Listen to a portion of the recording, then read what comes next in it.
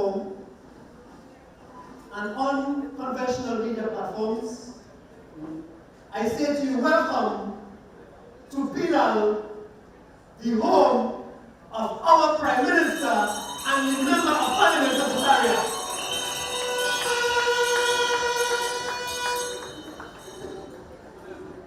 Tonight, we are here to demonstrate that we are no longer campaigning, but we are in fact in government. And tonight we are here to share with the citizens what we have done in only 2 months and what we intend to do for the next 58 plus months. And it's amazing that in that short space of 2 months, we as a government have already demonstrated that we are not about old talk and rhetoric. No. We have demonstrated from the very first sitting of Parliament that we are keeping our promises. And in the very first sitting of Parliament, we are happy, and I am proud to be part of the government that will have passed 2 important pieces of legislation. The Children Life Fund and the repeal of the Trinidad and Tobago Revenue Authority Act clearly demonstrated that this government, under the leadership of the Honourable Dowlath, we are here to govern, not for 1 term, but for many terms to come. Tonight, I welcome you. I welcome you to this historic meeting. Historic for more than one reason. Historic because there are those who will feel that's something actually from the dress now. Because the campaign is still. No. Historic because this is the first time, the very first time that a government will demonstrate that within the first 100 days that we have returned to the people to show the people that we care about people. Historic because we are here under the leadership of the only political leader in our history who would have been in opposition after being a Prime Minister and returned to being a Prime Minister in this country.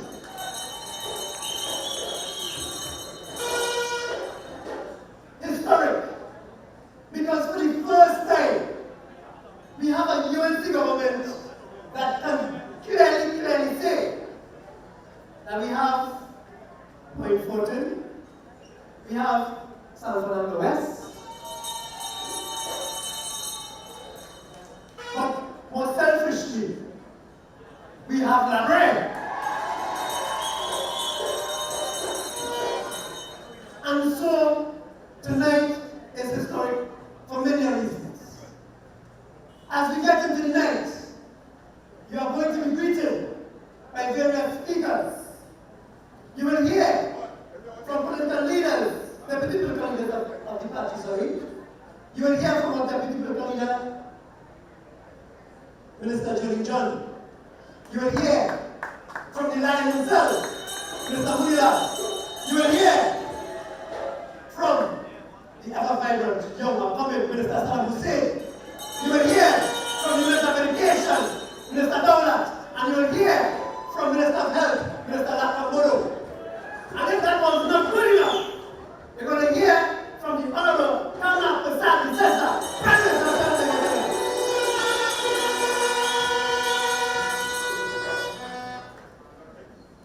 So let me, at this point in time, introduce to you our very first speaker.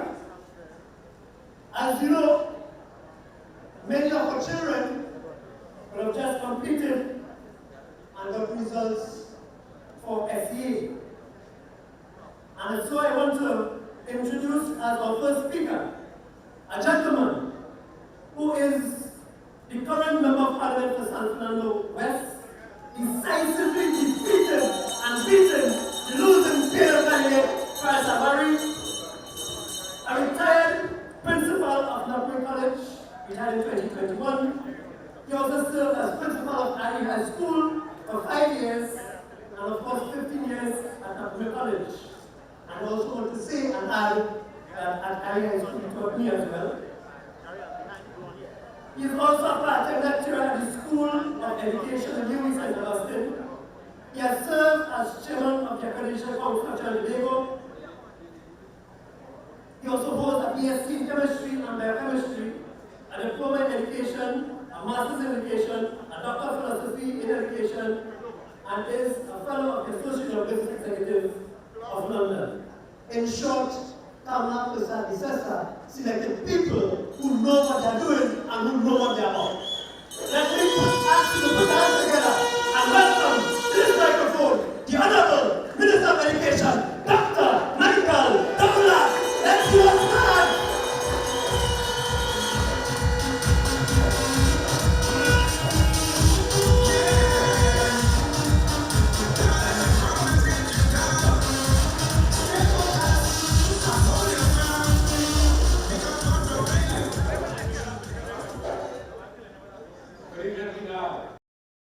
Good evening, everybody.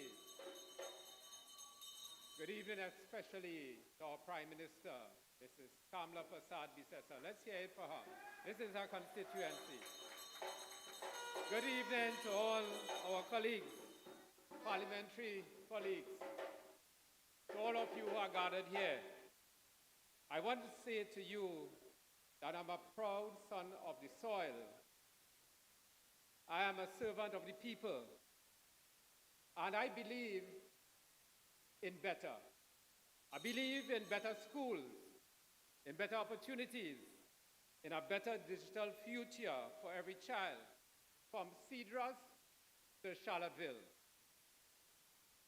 Under the leadership of our Prime Minister and the UNC, we are creating real change. So tonight, I'm here to share with you that help is not just on the way, it has already arrived with the government of Kamala Persad-Bissessar. So we're not just talking education, we are talking about transforming it. We are about fixing what we found that was broken. So let us begin with the facts. When we returned to government, we inherited nothing short of a disaster in education. We found over 279 schools were left in a state of disrepair, leaking roofs, termite-driven beams, broken water tanks, collapsing classrooms. And let us not forget, there were 93 schools that were abandoned. Those schools were started under the UNC government between 2010 and 2015. And over 1.2 billion was already spent on with those contractors working. And those projects, those 93 projects, were deliberately abandoned by the PNM. And some of those schools were already over 90% completed. Right here in Clark Road, we have the abandoned Shiva Boys Hindu College, over 85% completed. And so that's not just poor governance. That was sabotage of our nation's youth. And so, as the present government, we are rebuilding with purpose. Our vocation repair program has started. We came to rebuild what was abandoned. So we have expanded our vocation repair program. We are acting urgently. So in this upcoming week, we have secured an additional 83 million through our midterm review, funds that we have identified to carry on the rebuilding and repairs for the new academic year. So ladies and gentlemen, We are making every effort to complete these repairs so that every child will have an opportunity to continue their education come September. This government is not in the business of excuses. We are in the business of solutions. Our Prime Minister has told us, boots on the ground, and so we are there. And so we are restoring digital justice, laptops. And so while we are restoring the buildings, we are also closing that digital divide. I am proud to announce the relaunch of what our Prime Minister started in 2010-2015. One laptop per child initiative, starting from for one student across every secondary school in Trinidad and Tobago. The PNM scrapped that program with no clear backup plan.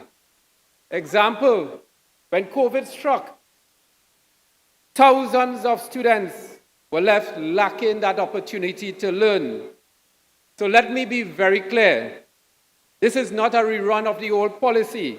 This is a digital revolution. We are in the process of procuring 18,000 laptops, not with minimum specs, but with high-performance specifications that can run learning platforms, productivity tools, and AI-powered applications. Our laptops will be AI-ready. These are not hand-me-down devices. They are future-ready machines that will empower students to compete globally. So, ladies and gentlemen, and to the listening audience, when we compared what the PNM plans were, they were just ordering 5,000 laptops that were suitable for 21st century learning.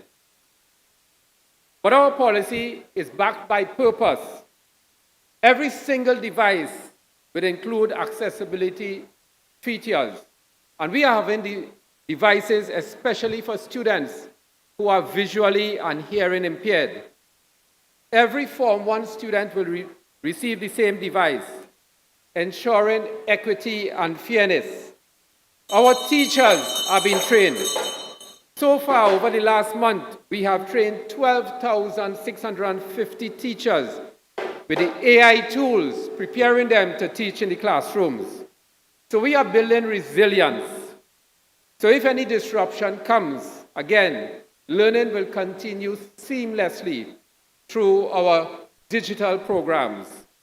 And so tonight, on behalf of the government of Trinidad and Tobago and our Prime Minister, I want to say publicly, thank you to the government of India for their generous donation of 2,000 laptops, a contribution that reflects global recognition that our government is committed to education and digital transformation. So this initiative forms part of the UNC's broader initiative, strategic objectives for education over the next 5 years. At the center of that strategy, our children and our parents. Our children and parents must no longer be treated as accessories. They are the heart of our education program. And so, one of our most significant plans, and we are preparing right now within the ministry, is to roll out a universal screening program for all children between the ages of 4 to 6 years old. And this will identify their learning difficulties, those who are developmentally challenged. It will identify their emotional needs. And we are not waiting for the children to fail. We are ensuring that we are diagnosing their issues up front. And so we are also targeting our parents. A national parent training and support program is being developed. We are empowering our parents to create an empowered child. No parent could feel left out of their child's educational journey. And also, we are moving quickly to fill all those vacancies of principals, vice principals, and teachers. And so, our plan, at the center of it, is justice. Justice for every child who had to fail before they got help. Justice for every parent who couldn't afford a device. So friends, this is not about handouts. This is about fairness. This is about justice. And so, as the UNC government, we believe that every child deserves a device. We believe that every school should be safe and secure. We believe that every parent should be supported. We believe that every teacher deserves empowerment. So as I close, I want the records to show, in summary, we have reopened the laptop program with devices that work. We are investing in school repairs, not just press releases. We are training thousands of teachers.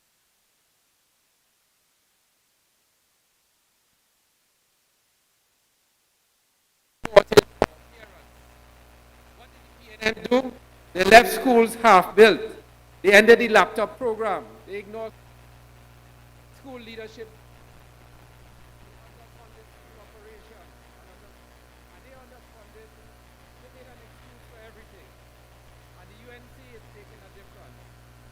Education is not a sideline issue for us.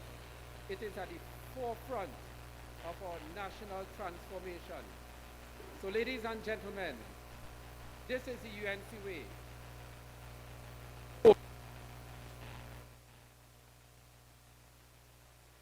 Continue to every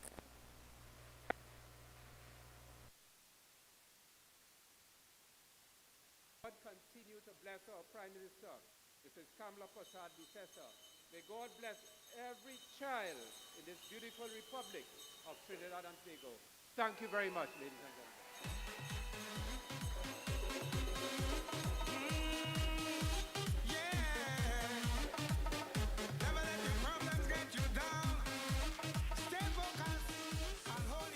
Thank you, Minister Dowlath. Clearly, we have a Prime Minister that not only demonstrates through her words, but through her actions, that she cares and loves our children with all her heart and all her being. Thank you, Minister Dowlath, for the work you're doing in the Ministry of Education. Thank you for that report. And just to correct myself, I forget we're not campaigning. This is not the Monday Night Forum. This is the Monday Night Report. So we are reporting to the people what it is we are doing and what we intend to do. Yes? And you know, sometimes in government, there be little mistakes and little faux pas along the way. But at the heart of everything we do is always the people for the benefit of Trinidad and Tobago. That's at the heart of everything we do. And I just want to take this opportunity to, on my own behalf, on behalf of the government, to wish all of the students who recently got their SC results all successes into their new endeavors as they embark on this new phase in their lives. And for those who didn't make it, we say to you, push on, have faith, hold strong, keep working and keep working hard, and you will succeed. Our next speaker, a gentleman who has served as an MP since 2015. He is currently the Member of Parliament for Oropuch West. Born and raised in Avocat Village,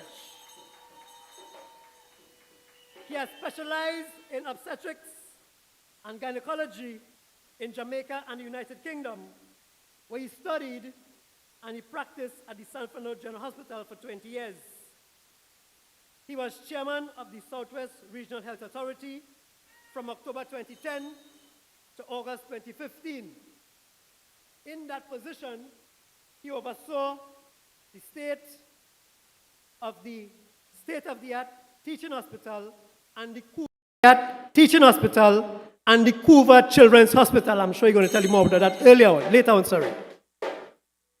Under his leadership, he also saw the opening of the new and upgraded existing health centers and extended opening hours at health centers, among many other achievements. Put your hands together and welcome to the microphone, Minister of Health, Member of Parliament for Orange West, Dr. Lackram Bodoe.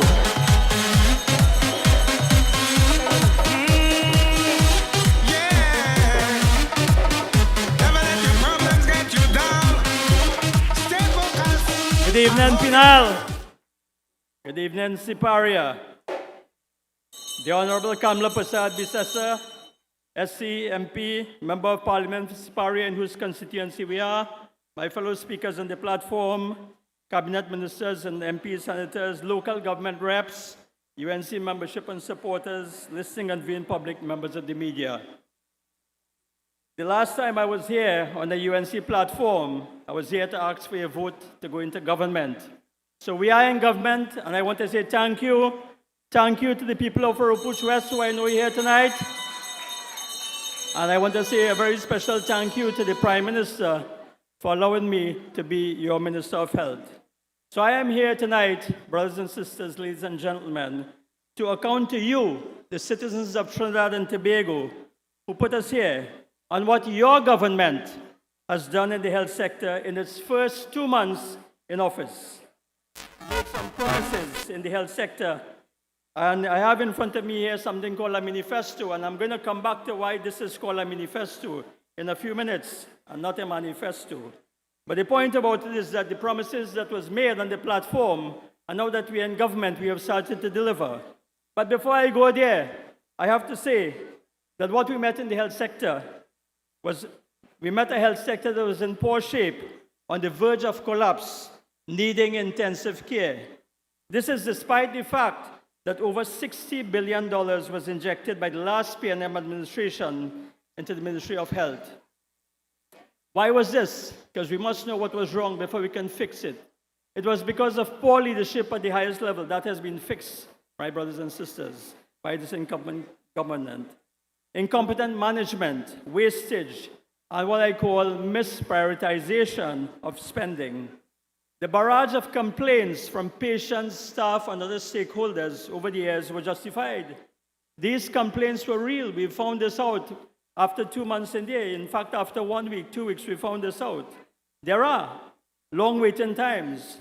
There are long waiting times for service in accident and emergency departments. Long waiting times for clinic appointments, long waiting times for investigations, long waiting times for surgeries. In fact, we found out that there are 587 doctors who have applied to the RHAs for employment and are still waiting to get a job. On my way here, I got a request from someone who had applied to the RHA to be a nurse for 2 years and is still to get a response. So, ladies and gentlemen, we have a lot to fix. But the good news is that the resuscitation of the health sector has begun. The implementation of timely care and appropriate resources in our hospitals and health centers is being started. The restoration of good governance and accountability in the health sector will be returned with the imminent appointment of the RHA boards, which I believe are soon to be appointed, and I want to put those boards on notice that for each board, I have a folder, the stick of the complaints that have come to me as the Minister of Health in the past 2 months. Now, the mid-year budget review saw the Ministry of Health asking for $728 million, and I have to say that this was mainly to meet the expenses for outstanding debts. This is something that we inherited, and of course, as a responsible government and a caring government, we decided that we would make the effort to pay those suppliers who supply goods and services. Part of this, half of this was to pay NIPDEC, that was owing for drugs, and of course, the drugs are important. We had to pay the suppliers to ensure the continuity of drugs and supplies. And the other half, the other part was to pay the RHAs. And what we found out in this $350+ million that was allocated to pay the RHAs is that a lot of this was for what I would call frivolous projects instead of fixing the things that needed to be improved. So, ladies and gentlemen, let us leave that there and let us go on. Let me go on to tell you what we have done. Now, this here is the manifesto that we produced to you and we shared with you on the platform. Now, I always wondered why this was called a manifesto. Because when I look in here, I see 51 projects. But under the leadership of this Prime Minister, we've almost completed half of these projects. We're well on our way. We're well on our way, ladies and gentlemen, to finishing this thing in 1 year. So this has to be a manifesto, Minister Moonilal, because I expect at the end of the first year in government, we'll have another manifesto coming out. So let me take you to some of those projects. What have we achieved in the health sector so far? Of course, one of the first acts, in fact, the first act of Parliament under this new government was the Children's Life Fund Act amendment. This was very important. This was a dream of the Prime Minister, a promise of the Prime Minister. So said, so done. And of course, just to emphasize the new benefits that are going to come to the Children's Life Fund, there are two main benefits. One, it will allow the foreign surgeons to be able to come to Trinidad and perform the surgery here, so it will be more cost effective in some cases. And the other, of course, is that we found over the period of time that the Children's Life Fund was in existence, that many applications were denied, and the new amendments allows the Minister of Health the power to at least review these denials. The second delivery was the extension of extended hours at 6 additional health centers. Ladies and gentlemen, when we left government in 2015, we left over 40 health centers, 41 plus health centers with extended hours. Do you know, when we returned to government in 2025, we found only 6 of these health centers working in extended hours? But more than that, ladies and gentlemen, we found that these health centers were located in certain areas. Let me call them out where we found them. Diego Martin, Woodbrook, San Juan, Aruca, La Joqueta, St. Helena. We have no problem with that, ladies and gentlemen. We kept them because we are a government for all of the people. But because we are a government for all the people, we have added extended hours at Pinal, Maruga, right here in Pinal, the first one right here in Pinal, Maruga, Cedras, Kumoto, Beach, and Valencia. So we now have 12 of our health centers on extended hours during the week from 4 to 8 p.m. and of course on Saturdays. The other important initiative that we would have done would have been the CDAP review. We promised to review CDAP. I am pleased to report that report of the review of CDAP is before the Cabinet of Trinidad and Tobago, and we are hoping that very soon we will be able to announce to the public what the upgrades are. But it is envisioned that we'll have additional medications, and of course we will add some new medications, upgrade the current medications, and so on. But one of the most important things that we're hoping will come out of the recommendations is that the $68,000 that pharmacies are now required to pay to get the CDAP software and hardware is going to be reduced, and that will allow more pharmacies to be able to participate in the CDAP program. Ladies and gentlemen, we are also very much aware of the rainy season coming, and we took the precaution. Ladies and gentlemen,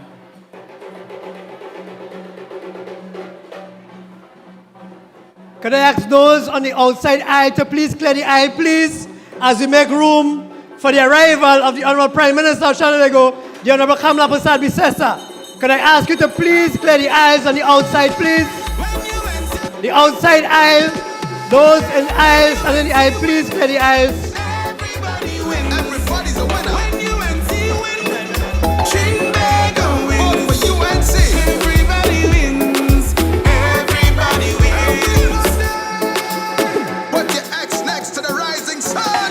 Tell the neighbor, tell a friend, now is the time to rise and shine. Tell the mother, tell the father, it's time to decide. If you want leaders who can build, place your eggs by the rising sun. If you want leaders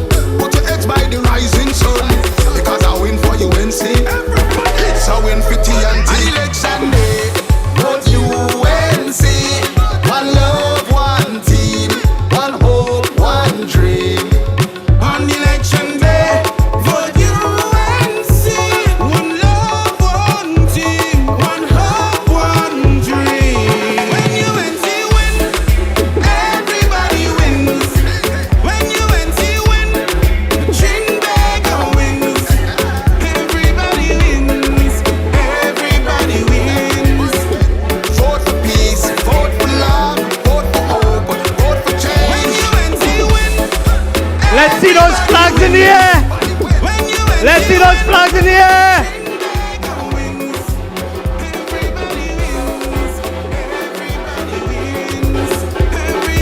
Let's celebrate as we welcome our beloved Prime Minister of Trinidad and Tobago. Our first female Prime Minister.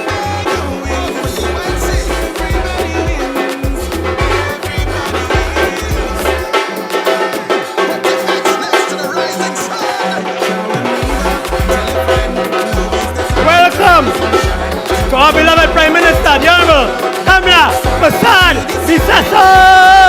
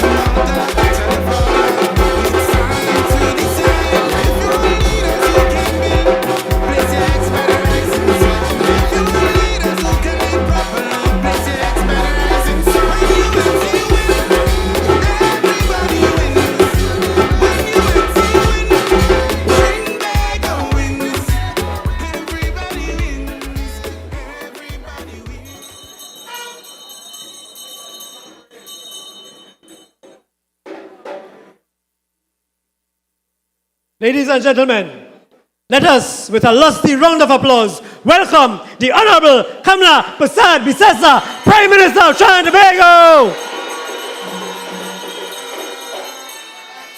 Let us welcome the embodiment of poise, the embodiment of elegance, the embodiment of excellence.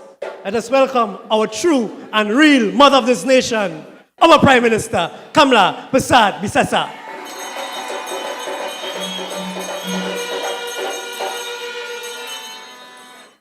And let me put on my union hat and let me do some representation for Dr. Bodoe. He in fact had 4 minutes remaining. Even though the time I say in 1:39, he had 4 minutes remaining. So Dr. Bodoe, you're still on a timer. Thank you. Thank you so much, Chairman. So let us give it up for the Member of Parliament for Siparia, your MP and your Prime Minister.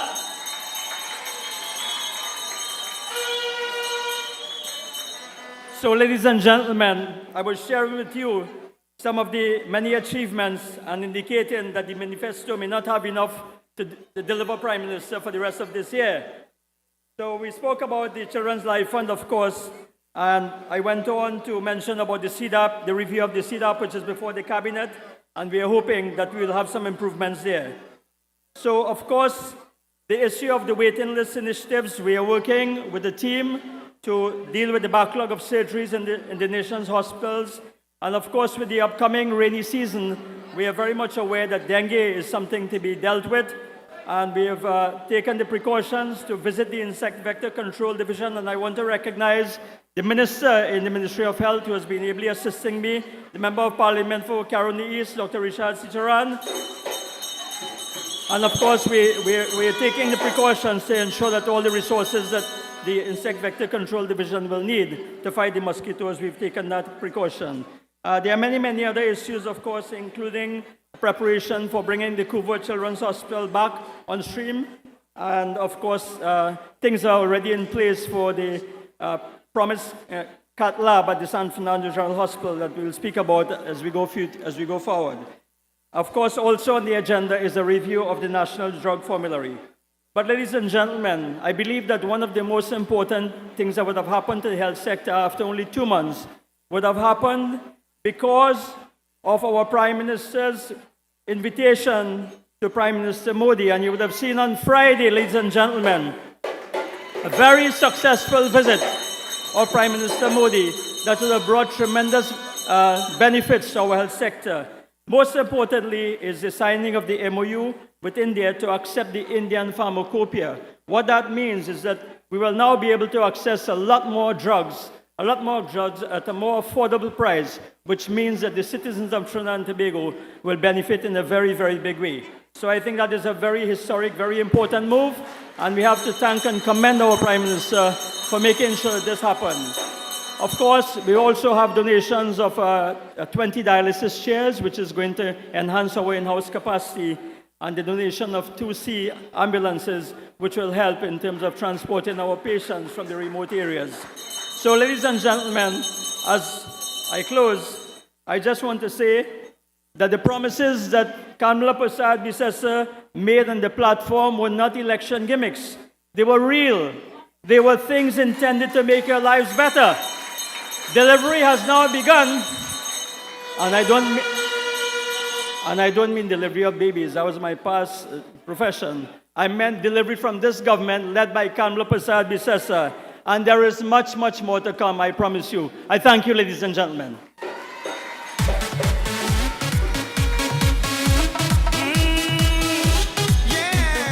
Thank you, Dr. Bodoe. And look at that. In 2 short months, the passage of the amendment of the Children Life Fund, the repeal of the TTRA, the amendment of the Prime Minister's Pension Act. Don't forget that. And the visit of Prime Minister Narendra Modi to Trinidad and Tobago in 2 short months. And you know what? You know, because of the kind of successes we've had in 2 short months, you know, they always find some way to make it theirs. They always find some way to make it theirs. Or Prime Minister Modi had signed an MOU with the previous government before that. I hear now, nonsense. If it wasn't for Kamala Prasad Bisesa and her leadership and her victory, he would not have been here. So thank you, Prime Minister, for what you have done for all of us in 2 short months. You could just imagine what the next 58 months have in it. Like 2 months, I talk about it, 2 months. But I want to ask our supporters, because I know some of you are getting a little bit restless and agitated. I want to ask some of our supporters, hold some strain. We suffer for 10 years. You was holding strain and taking jam for 10 years. Give me a little more time and we'll take care of everybody. We promise you that. To bring on our next speaker, a gentleman who, without his knowing, I view as one of my mentors because he looks young like me. Member of Parliament for Barataria San Juan, Minister of Legal Affairs, and Minister in the Ministry of Agriculture, Land and Fisheries. He has been a parliamentarian since 2017, first as a senator, then as an MP. A brilliant young attorney with significant experience in civil law. a graduate of UWI, Cave Hill campus, graduate of Hewitten Law School, where he graduated on the principal's roll of honor. Put your hands together and welcome the ever-powerful, ever-resilient, ever-trustworthy, and ever-powerful Saddam Hosein!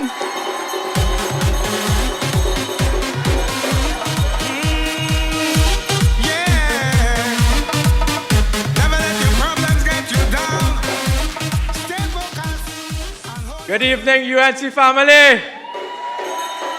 Good evening, UNC family. I say good evening to the best Prime Minister, the second female Prime Minister of Trinidad and Tobago, the Honorable Kamla Prasad, successor of Senior Counsel. Good evening, Cabinet colleagues, members of Parliament, those in the local government fraternity, the thousands of supporters that have gathered here in Penal. Welcome to the House of the Rising Sun, because when UNC wins, everybody wins. Friends, you would have seen in just 2 short months in government that Trinidad and Tobago has started its transformation under the leadership of Kamla Prasad Bissessa.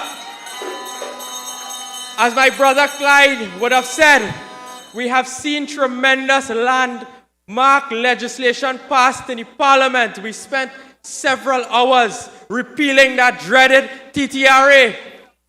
We amended the Prime Minister's Pension Act. You all remember that? We passed amendments to the Children's Life Fund, so now children will be able to access life-saving surgery for more and more conditions. That is what we have done in just 2 short months. And the cream of it was a visit by Sri Narendra Modi, where we have now signed a memorandum of understanding for agriculture, for healthcare, and many other sectors. So the benefits are flowing into Trinidad and Tobago. But it have some people making noise on the opposite side of we. Penny and she friends. Now, I want to acknowledge a very strong and courageous MP in your cabinet and minister, Minister Barry Padarat. That small fella afraid nobody. And you would have seen what was taking place with CPEP and so on. And the PNM is blowing this thing out of proportion. They assemble a big legal team. Penny says she has senior. She have Faris. She has Stewart. She has Scotland. Man, them fellas run to court, they file a case, all them silk, all them senior counsel, they run to court and file a case. And in less than 24 hours, they see Anna name and they withdraw the case. The only silk them fellas deserve is a silky smooth parata. That is the only silk crown to that case. They file a case on behalf of a particular CPEP contractor. And there's a Newsday article where Scotland is saying that the withdrawal of that CPEP matter is strategic. Strategic. He said that there was no misstep. Something happened when we filed and we strategically decided that we would go and come again. You all know what happened with that case? The most basic thing that is teaching in law school. The first thing is that you must identify the parties to an action. Mr. Allah had taught me that in law school. And the first thing you have to do is check to see if the company registered on the company's registry. You know they file a case for a company that gets struck out the registry since February this year? And them is big senior counsel. Tonight I want to send a warning to all of the other contractors. Be careful with them fellas. Because they will go to court, you will lose your case and you have to pay senior counsel fees. You have to pay something called cost when you lost the case. That is what you have to pay. And they represented this one contractor. And do you know how much money this one contractor collected? about $7 million. $7 million. And then they say, you know what? We fighting for the poor people. They didn't represent no poor person, you know. They were representing the $7 million contractor. Typical PNM style. They were not representing the worker. They were representing the who? The contractor. The $7 million man. And then I saw some other documents come up and so on. So you would have seen that they say they're going to file more cases and more cases.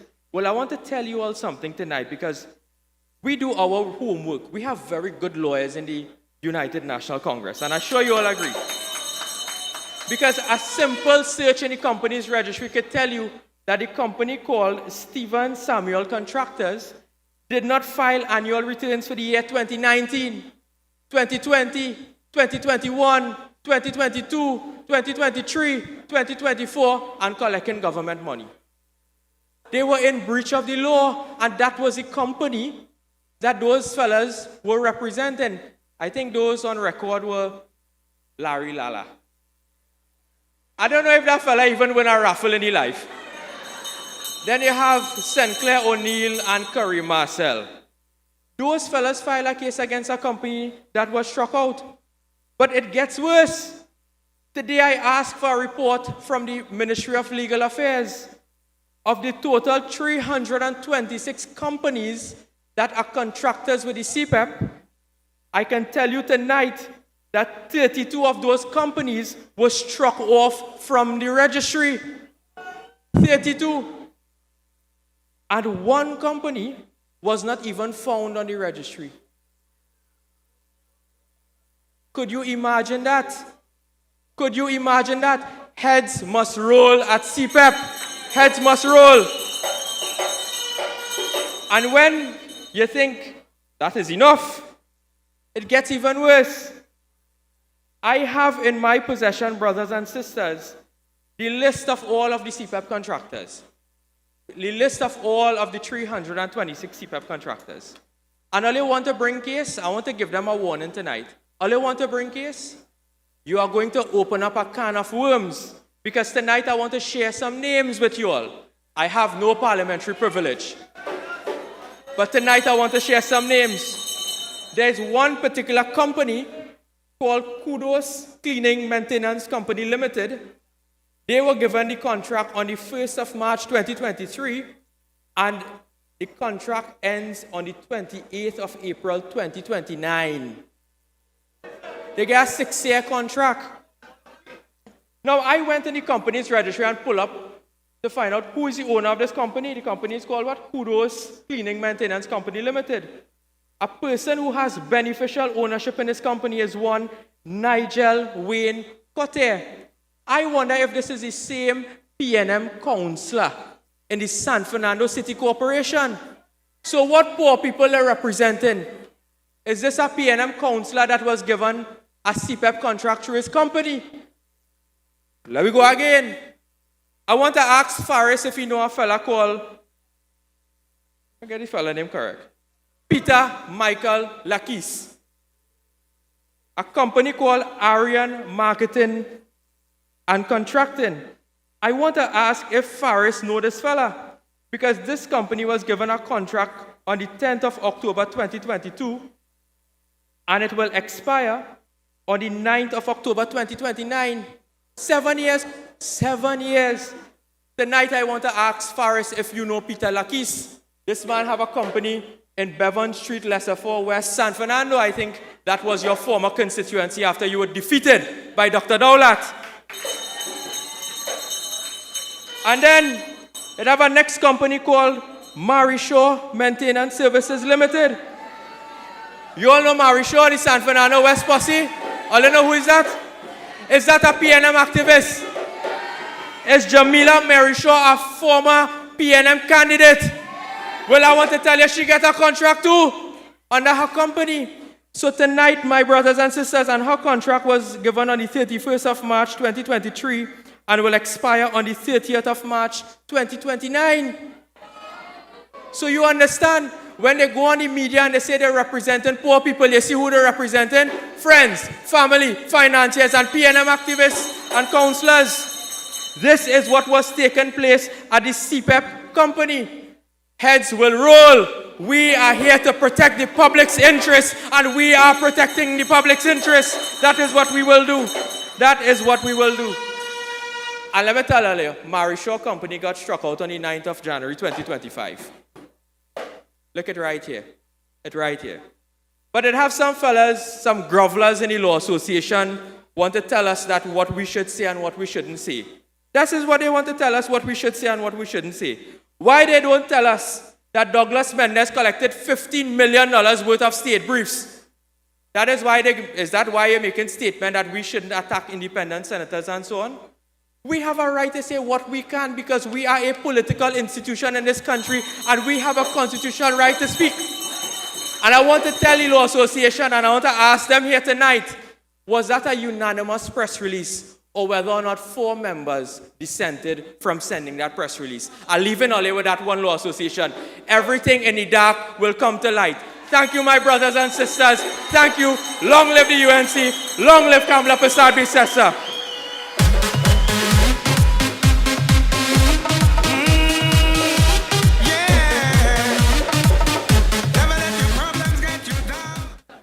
Ole here bakanal and CPEP? Ole here bakanal? Well, as the bakanal start, let me bring on a gentleman who come in to give a show as night follow day. There's fire on this platform here tonight. If all of you had fire, that was just smoke. Fire coming. Let me bring on a gentleman popularly known as the Roaring Lion. Member of Parliament for Oropuch East, Minister of Energy and Energy Industries, Deputy Leader of the UNC, the first youth officer and a founding member with over 20 years experience in our parliament. He is a former Minister of Housing, Leader of Government Business in Parliament and Director of Policy Monitoring Unit, Office of the Prime Minister.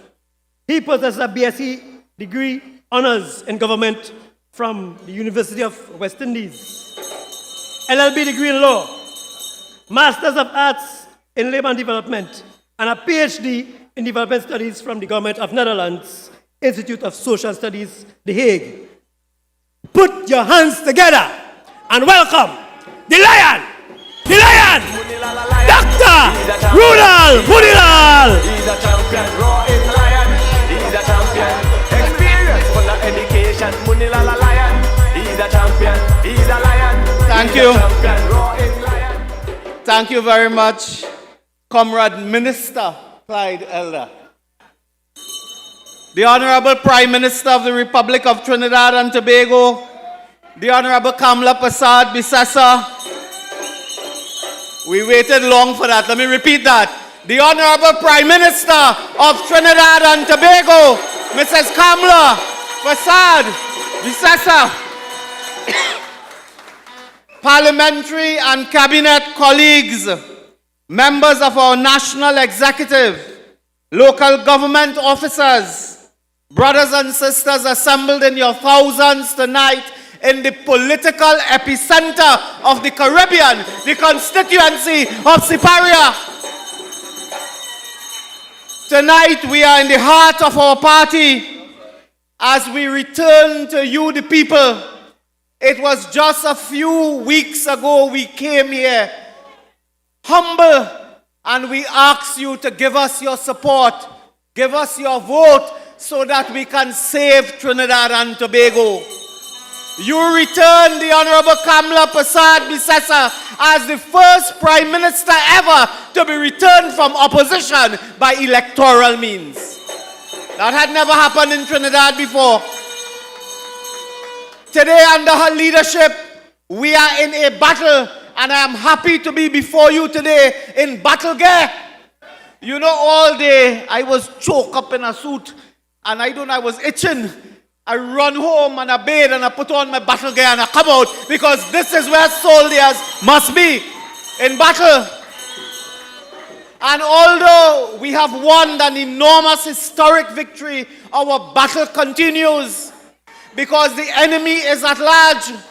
The PNM, they have 13 in the parliament. Half useless and the other half has no use. Well, they have 12, one disappear. When Saddam told us heads will roll, I thought one ball head gone already. But brothers and sisters, all heads will roll, including bald ones. Tonight we are here to report to you, and I will speak briefly on some matters concerning energy. I wanted to tell you tonight I was feeling a bit tired, but tonight the lion has energy. Tonight we want to report to you on 64 days in office, 2 months, including public holidays and weekends. We report to you tonight. Brothers and sisters, we inherited a country in an economic mess and disaster. We inherited an economy that was slipping and had fallen. Unemployment, closure of business, no foreign exchange, no reserves, no nothing from the paradise that Kamla Prasad Bisesa won left in office in 2015. We inherited a country that was in shambles. In the energy sector, they left Point Lisas as a rust belt. They left all the energy companies falling, failing, declining. Between 2015 and 2025, the fall in oil production was 37%. The same thing, 37% fall in gas production. So if this economy cannot produce gas, what you are going to export? Huh? What? Our economy is driven by that energy sector in the main and by gas production. Stuart Young all over the world beating his chest. They make deal, they this, that, and they do the other. He and Rowley, all you remember Rowley? Don't forget him, eh? Don't forget him. You know you want to forget him, but don't. They destroyed the sector to the extent that companies were pulling out. Brothers and sisters, they were pulling out. Today in Parliament, they're asking where we getting the revenue from. Did you realize every time the PNM talk, they're crying property tax gone, they're crying TRA gone, they're crying this gone. We have to keep our eyes on them. You know, if you leave them in opposition, they may try to raise taxes from opposition. Keep an eye on them, brothers and sisters. Today, I can report to you in a few minutes that under the leadership of Kamla Prasad Bisesa, under her leadership, we have hit the ground running. You beg to move. Imbert, yes. When he spoke in Parliament, yeah, he always begging to move. He should move himself. Under Mrs. Prasad Bisesa leadership, all ministers hit the ground running in all sectors. In the energy sector, we met the oil and gas subsectors in a state of collapse. We moved immediately. We noted the concerns, declines in production and so on. Could I report to you now that in April 2025, brothers and sisters, our nation's crude oil and condensate production, meaning oil, was at 51,488 barrels per day.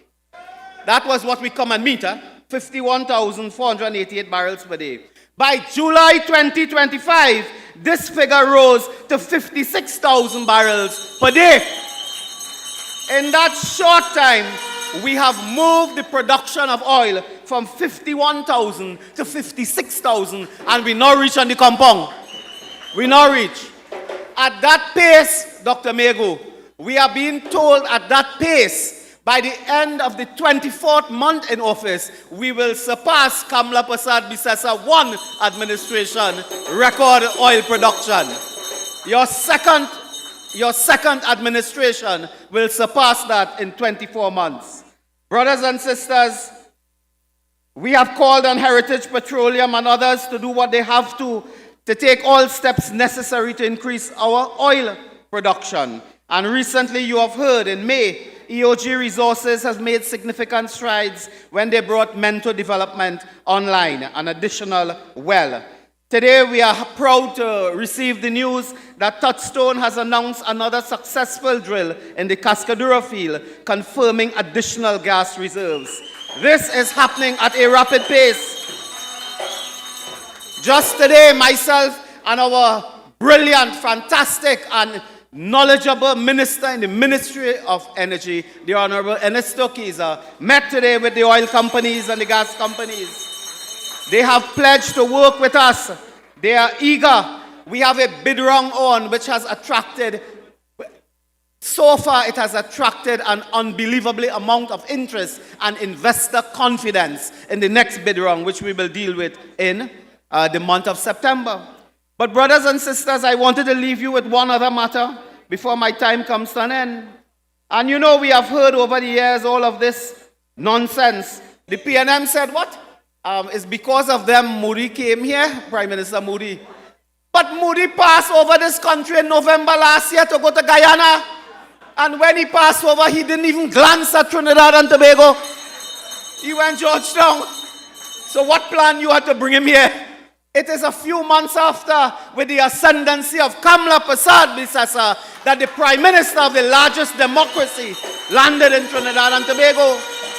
And when we heard, Dr. Bodoe, when we heard sea ambulances, we heard dialysis machine, we heard agriculture processing equipment, we heard 2,000 laptops for the children. A fella in Debe say, he said, but if Mr. Modi come here twice a year, we business fix. That is the success that we got from one trip of one foreign leader, brothers and sisters. Brothers and sisters, it gives me no pleasure to tell you that the pensionless Stuart Young, was parading all over the world, telling you what he's doing to raise revenue and raise the energy sector and oil and gas, blah, blah, blah. I have in my possession a note from the ministry, brothers and sisters, and would you believe, I'll tell you in a nutshell and avoid the technical language. In January, it was January 25th, 2025, this year, Mr. Stuart Young took a note to Cabinet concerning a production sharing contract with the multinationals. I won't name them and so on. But a production sharing contract, that's how money, you just get money. And could I tell you, Prime Minister, the next good news? I know you like to hear good news. In the second quarter of 2025, when you compare to the second quarter of 2024, we received to the central government in 2024, second quarter, $955 million. In the second quarter of this year, our administration, we have already crossed $1 billion in receipts to the government of Trinidad and Tobago. So we have climbed already, and we now reach, the action now start. Brothers and sisters, Stuart Young carried a note to Cabinet, and in this Cabinet note, he claims that he made a mistake, and they put the wrong figures in a table. I have the table here. You know, when we check what he did, he took a note to Cabinet with wrong figures and data concerning the share of government revenue. It was left to the administration of Kamla Prasad Bisasa to go back to this Cabinet and correct. That was a $6 billion error. You all have heard of the $6 million man? This is a $6 billion error. Mistake by Stuart Young. We have saved, by bringing a Cabinet note, 6 billion Trinidad and Tobago dollars. That Stuart Young claimed he made an error. I want to ask him tonight, was it an error? Or were you trying to take care of your era? Which was it? An error? Or you taking care of your era? This cannot be an error where you make such a colossal mistake. It must be something more that I have called upon the ministry to investigate. So brothers and sisters, I will leave you with that message of hope that we are here. Kamla Prasad Bisasa and her high-performing team is here. And in quick time, we will return this country to economic success, prosperity, high employment, and an energy sector that is second to none in the Caribbean. Long live our great party, long live our political leader, and long live our struggle. I thank you, and God bless you all. Sing! Moonilal a lion, he's a champion, he's a lion, he's a champion, roaring lion, he's a champion, experience full of education, Moonilal a lion, he's a champion, he's a lion, he's a champion. Thank you, Dr. Moonilal. This place have so much people. I swear to God, we in Arangwe Savannah. If you see people outside, But we have a little situation, and we need the following drivers to attend to your vehicles, please. PDT 7534, PPS 3644, 8CE 415, and PDT 7534. We have a situation, and we need you all to attend to your vehicles urgently and quickly, please. PDT 7534, PBS 3644, 8CE 415, and PDT 7534. Thank you for cooperating. As I said, we are a disciplined party, and we always listen and remain disciplined. Yes? And speaking about discipline, let me bring on a lady who has been in this party and served this party with fervor, with dignity, with loyalty, and with heart. Minister of Works and Infrastructure, Member of Parliament for Couva North, a dynamic firebrand, former senator. She came into the Senate in 2001. She held the position of CEO of HDC. She has an MBA, is a chartered accountant, certified professional accountant, and a certified management accountant. This young lady really needs no introduction. And so, I want you to put your hands together and welcome to this microphone the Honorable Deputy Political Leader, Minister, MP, Jolene John.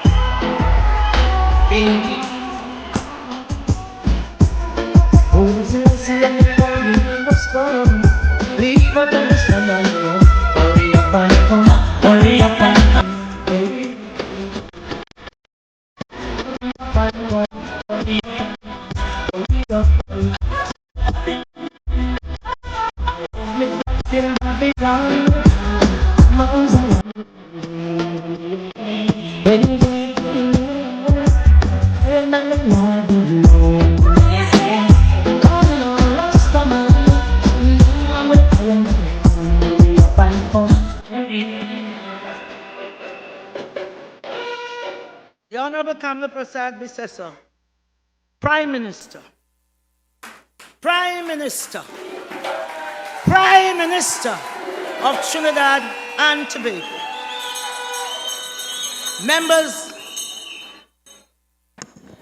members of Parliament, senators, chairman of corporation, councillors, members of the media, ladies and gentlemen, members of the United National Congress, you stayed the course, you ran a great race. I want to thank you. I want to thank you. UNC, are you here? I want to thank you. Like only don't win already and only fall asleep forward. UNC, are you here? I want to thank you. It is so good to be with you again. For almost 10 years, you showed up Monday after Monday after Monday. Many of you never missed a meeting. You never wavered. You never faltered. You knew that it took steel to cut steel, and that one day we were going to beat the PNM soundly.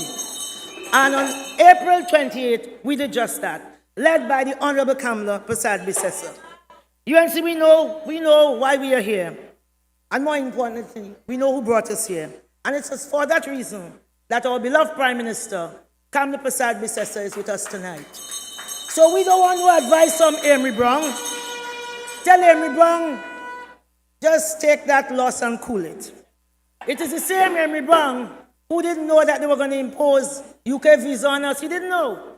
It was the same Emery Brown who one Sunday, we saw in the Sunday Guardian that he was going to be the member of parliament. He was going up for Digo Martin West. And before the ink was dried on that papers, he had to go and retract it on social media. When Rowley back, he mouthed as if it a crazy glue. But he have advised us. Tell him, Brown, rock so. He could rig the game, but he can't fake authenticity. Even Rowley knows that. They spent 10 years doing their best to destroy this country. Billions spent, and we cannot see where the money went. Everything break down, mash up. Moldy, dusty, crusty, and rusty. Most things don't work. What does the leader of the opposition do? She begs for your forgiveness. She has no answer for the destruction of your lives. No excuse for the 10 years of neglect, their arrogance, their deceit, and lies. She says, baby, I'm sorry. Tonight I say too little too late.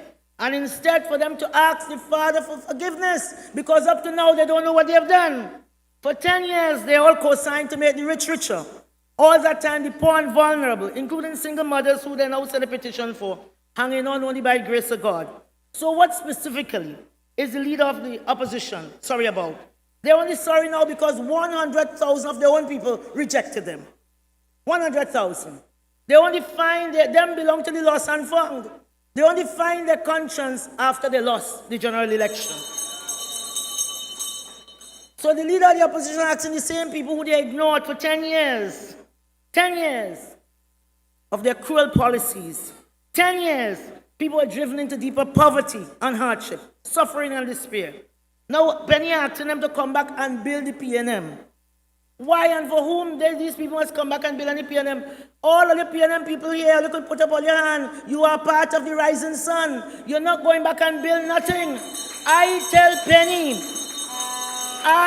Penny tonight, just like Lady Lava, you're not Bob the Builder.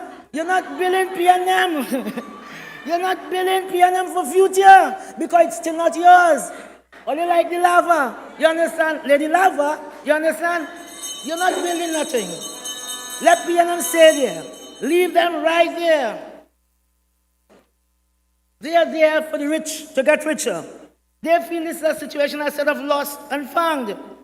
And the UNC, who is now the most formidable force in politics, will never allow them to regain power again. Never. UNC, never. Alternatively, do you know what the Honorable Prime Minister did when they raised gas 4 times? She took up a gas pan and she told us, she lives from in front. She told us, go on every highway and byway. Go on every overpass. And we, the UNC, we were in Faizabad. We were in Maruga, like how they forget. We were on the overpass of Claxton Bay and El Socorro, Barataria, St. Joseph, St. Augustine, Tunapuna, La Joqueta, San Grande, and Valencia. Wherever there was a flyover, we protested as the United National Congress. This didn't come easy. So UNC don't play all the tired now. We worked for this. We were led by a leader. And that is why we are where we are today. So when they sit down and tell you, come and build back what? Where was they when you had adversity?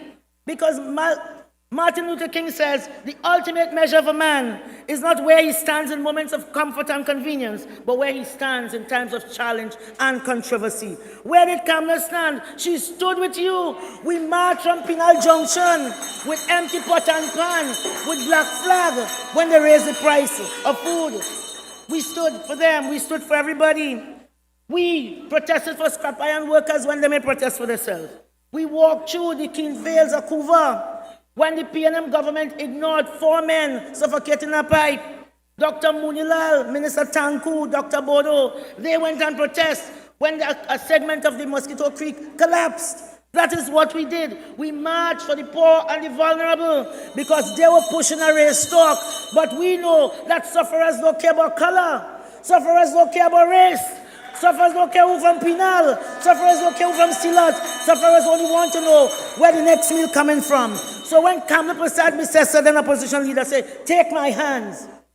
Take my hands. What did Tunapuna do? They took her hands. What did St. Joseph do? They took her hands. What did Grandi do? They took her hands. What did San Fernando West do? They took her hands. And she's going to lead them into a bright future. Into a bright future, as the union says, forward ever, backwards never. So you PNM people don't go and play no Bob the Builder. You ain't building no PNM for any future. They didn't know earlier when you were suffering. It was Kamla Prasad Bisesa who said, take my hands. Now, I am down in Pinal, and I know you know I didn't come down just to talk that. Some weeks ago, I was on Papuri Road. That road split in 2. It's years now that road split in 2. From the ministry, we have mobilized the work. All right, you know what? Kamla Prasad Bisesa says in government, we have come to play, we come to work. All right. Michelle Benjamin, minister. You know, I think over the last 5 years, about 30 or 10 years, 35 houses lost to landslides. Nobody. 3 years ago on Mandinga Road, houses just falling apart. I was there last week, Wednesday. We are mobilizing by next week. At least we are mobilizing. But by next week, I hope the contractor will just get his bond together. Today I was asking and go and fix it. You go into people's bedrooms, they're falling down in your arms crying. They have no empathy and they have no intention to change. Them can't change. Them a tiger and lion like Dr. Moonilal. Them is leopard and they can't change no spot. Leave the pair them right there. You leave them right there because you know when UNC wins, everybody wins. So, as we prepare to bring on our wonderful, our beautiful, we don't care, our kind, you know, they don't know kindness is a superpower. They feel that people have to shout at you and bark at you and insult you. Many of them, they went to, Penny even vote for herself. They went from Magdalena in Tobago. And they say, all over Penny, put up your hand. She must even put up her hand. But now she's coming to tell you to put her into office. Which office? First, you have to stand for something. It's 10 years we standing up. You know that. We stood for so many people. We stood for people we don't know. We stood for people who don't like us. We stood for people who said the worst about us. And here we are, still standing. Still standing. Because if God be for you, who can be against you? And now I hear Stuart Young, the Prime Minister, for one day is telling them, time longer than twine. So UNC, we know what is delayed is not denied. And tonight I want to congratulate you for choosing the best Prime Minister this country has ever seen. Ever seen. It has been a long time coming. It has been a long time coming. It took 10 years. But today we know for certain. We know for certain that, again, as I said, what is delayed is not denied. So I sincerely want to thank the people of Trinidad and Tobago that on the 28th of April, they chased the crazy Borel out of town. And you keep him out of town. All right? So tonight, UNC, you just keep hope alive. And let us keep working hard. Do not take your eyes off the prize. Because you know how sweet it is. How sweet it is to be in government. We waited a long time for that. I want to thank you so much, James. Thanks a lot.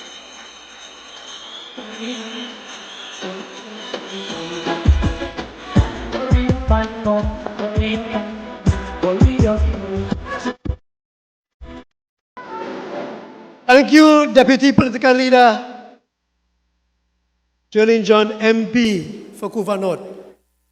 HEC 415, you still have not attended to your vehicle, and we have an urgent situation that we needed to move your vehicle. Please, HEC 415, please remove your red band maxi. Thank you very much. This school auditorium is so filled. And I want to ask the people on my extreme right to just take 2 steps back. And I want you all to just clear this path for me, please. I need this pathway clear. I need to be a runway. If I had a red carpet, I'd have put on the red carpet. Because you see this pathway here? I am playing with this pathway here. You see this pathway here? I want this pathway clear. And I want this pathway clear. Because when you see, we bring on the next speaker, nothing must stand in her way. Nothing will stand in her way. And anything in her way, we're moving it out of the way. So before you be moved out of the way, make the pathway clear for me, please. Nice. Now that we have gotten that straight. Penal. We are at a point where we are being honored, privileged, and for some of us, it is a moment of extreme, deep, and utter emotion. The next speaker, she needs no introduction. She is the true mother of this nation. She is the epitome of elegance. She has made one man very lucky, Dr. Bisesa and the rest of us envious. She's a lady who has created history, not once, not twice, not 3 times, but over and over and over again, and she will continue to create history. Penal, let me ask you to stand. Let me ask you to put your hands together, wave your flag in the air as we welcome the Honorable Kamla Persad Bisesa, Prime Minister of Trinidad and Tobago. Everybody wins. Everybody's a winner. When UNC win, Trinbago wins. For UNC, everybody wins. Everybody wins. Put your X next to the rising sun. Tell the neighbor, tell a friend, now is the time to rise and shine.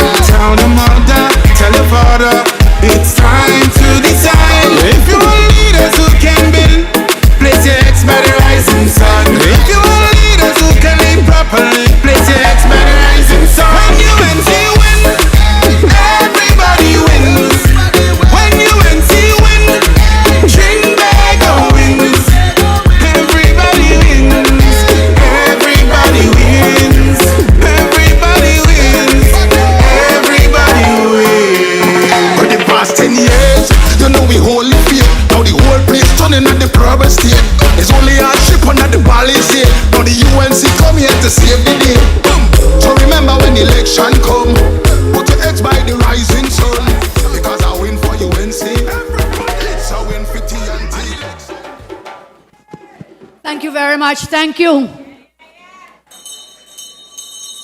Superior Penal. Superior Penal. Good evening. Good evening. Good evening. How wonderful it is to be back in my home seat, in my constituency here, constituency of Superior, as I welcome all of you. You know, I visited Bihar. Prime Minister Modi called me a daughter of Bihar. And because Prime Minister Modi was here, if you go up on the YouTube, they're showing everything related to India and to this Beti from Bihar. And it's all there. And I looked and I saw a video when I was last in India, when I was invited by the then government of India to receive an award, one of the highest awards given to a non-resident Indian, a non-national. And I'm looking at the video, and this is what I said. Thousands were gathered. Barry was there, you remember? By the way, there's a fellow named Sukhdev, he knows who he is. He was there too, as part of the deal, and others were there. And in that speech that I gave, with all these people gathered there in my village, my ancestral village, and I said, everything I am today, this was in 2012, everything I am today and everything that I have become is because it is buried in my genetic DNA right here in Bihar. And today I say, here at this Penal Secondary School, everything I am is buried in my DNA right here in the consistency of Superior. So thank you all very much.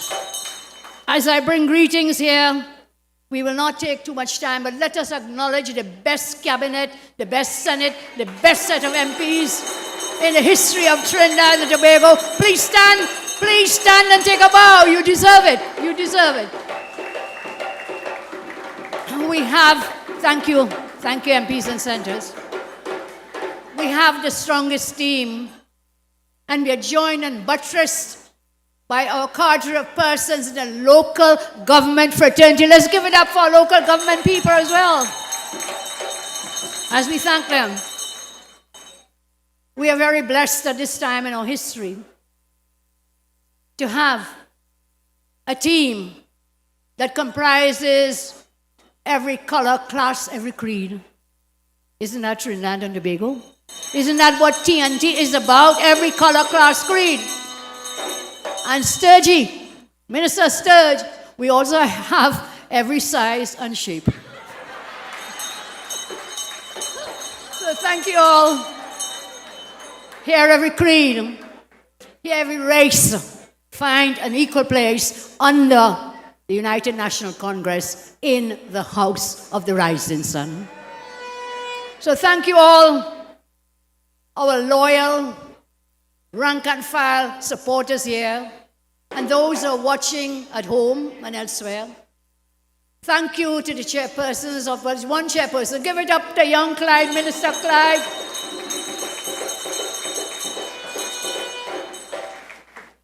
There's a firebrand MP, as they all are. So give him a round of applause. Thank you, Clyde, Minister Clyde. Thank you so much.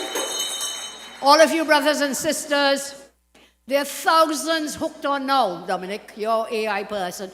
Thousands are hooked up. Thank God to the World Wide Web. Viewing, looking at the streams, looking at the broadcast. And as I say, good evening to everyone. I know my colleagues who spoke before me really stressed how much it was and how stressful it was. During the 10 years we were lost in the vineyard, in the 10 years that we wandered in the wilderness. But the one good thing is that you, our supporters, are never left outside. Never left outside. And I want to thank you for laboring with us in that vineyard for those 10 years. Because remember, glory cometh in the end. And that glory, on election day, we say thank you, God bless you all. Thank you so much, thank you. Right here, a lot has happened since we gathered at a Monday night report to you. On April 28th this year, 2025, we achieved a historic and resounding victory at the polls. Particularly, let me say loud and clear, again, our victory belongs to you. Take a bow, everybody. That victory belongs to you. Those people who would show up for our UNC events for the last 10 years when we were in opposition, I want to thank every single member, activist, organizer, supporter of the extraordinary United National Congress. This victory was not by chance. This victory was not by chance. It was earned through your tireless work, your unwavering loyalty, your tireless work, as I said, and your loyalty, your deep belief in the principles and the values and our vision, our UNC's mission to build a brighter future for all in Trinidad and Tobago. I assure you that we will always be a government that will be accountable to you, the people of Trinidad and Tobago. That is why we are here tonight, to report, to account for the job that you gave us and to let you know as we go along. So return to our report on the progress of your government since we took office. I think Moonilal says, 64 days ago? 64 days.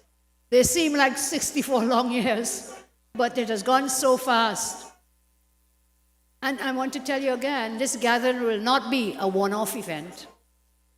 It was the first in a series of Monday night reports that we will continue across the country, because I've always believed that the rank and file members of our party are the heart and soul of our very livelihood, of our very movement. And a people's government, a true people's government, must always stay connected to its citizens. We will continue to walk with you. We will continue to talk with you. We will continue to work alongside you, because we must never forget where we came from and who put us into office. We must never ever forget. My friends, I say, we stand here. We stand here tonight as a party that has struggled and labored for 10 years. We stand here united as a people with boundless faith in our destiny. There is no progress without sacrifice. There is no progress without determination. And there is no progress unless people feel a positive impact in their lives and in their pockets. That's where the impact will be in your livelihoods, in your lives, and pocket. Must be in your pocket, and we will make it happen. Progress will take some time. It will require considerable effort. It will involve making tough decisions to level the playing field. But this is what is needed at this time in our history. You don't want the next 5 years to be terror as the past 10 years. And we must put our shoulders to the wheel and never, ever give up. Minister John told us that the enemy is at the gate. The enemy is always at the gate, and we should never let go. We should never let go that wheel. We must hold on strong. Put our faith in God and walk behind. You want to win. You want to win, I assure you, that the wins will be worth the sacrifice. The wins will be worth the sacrifice. These years ahead are a journey towards a dream that is Trinidad and Tobago. This dream is our opportunity to recalibrate our society, our systems, to recalibrate our nation. And so I want to tell you how we've begun some of that recalibration. We have to recalibrate our society so there's a fair system of taxation. Overtaxation of our population must stop. And the only way to achieve this is to recalibrate the Board of Inland Revenue to enable taxation across the board fairly. And we must have the taxation because that's where we get some of the money to run the country, deliver goods and services. So I tell you again, BR recalibration. Let me tell you what has been happening. We had to scrap that TTRA. That was a win. We promised you we would scrap the TTRA. That was a win, and we did it. And we did it in a climate in the other house where you had independent persons voting against scrapping the TTRA. A revenue authority was set up by Mr. Imbert and the PNM that would not have been fair to the people of our land. They starved the BIR to put in their child, to put in their thought that they would be able to control the BIR, well, not BIR now, the TTRA, trying to be a revenue authority to control it. We are working to modernize the BIR into a digitally powered, service-oriented, and accountable institution which enhances voluntary tax compliance, strengthen revenue collection, supporting the socio-economic development of Trinidad and Tobago. Let me tell you something, when we got into office, if you listen to each of our ministers, MPs, who have gone out into the country, every single thing was in shambles. The BR is no different. When your ministers tell you, you go to a courthouse, it's in shambles. You go to a school, it is in shambles. You go to a health center, it is in shambles. And not just buildings, the infrastructure, the roads, the bridges, everything in shambles. In shambles. We have a great job to do. We will not shirk that job. I give you my assurance. As I told you, anyone who fails to perform, retribution will be swift. And my MPs and ministers know, and they are working really, really, really hard. So everything was in shambles. The Board of Indian Revenue has, yes, MPs and senators, yes. And local government too. Agree. When UNC wins, everybody wins. So let's talk about this BR. The staff at the BR, I heard Minister Education speaking, Health speaking earlier. about what's happening in those health centers, what's happening in the schools, teachers, staffing, blah, blah, blah. BIR, they only have 36% of their staff. There are 1,050 positions in the BIR. Do you know how many are filled? Do you know how many? 375 are filled. So there are 675 vacant positions in the BIR. This means the BIR is 64% understaffed. And people out there begging for jobs, Qualified people want jobs, So we are going, the core, the backbone of the BIR system, something called GenTax, is now 8 iterations outdated. This is the software. So we 8 iterations, way out 8 times. The world has gone ahead and we are living in the Stone Age. So we have to improve that. We have to use the digital software, the technology to get our BIR going. So Mr. Imber is saying, they have no money. They're shutting down TTRA, BIR. What he did, he starved the BIR of human and financial and technological advances. So the BIR was collecting next to nothing. And that's how he wanted to shut it down, to put his hand-picked people in the TTRA. Tonight, I tell you, formal instructions have been given, and procurement will commence for a full GenTax system upgrade of that system. This upgrade will enable real-time access to taxpayer data, predictive analytics, e-auditing, and automation of return processing. There is a cabinet note now before what is known as the Finance and General Purposes Subcommittee of the Cabinet, awaiting comments from the Honorable Attorney General.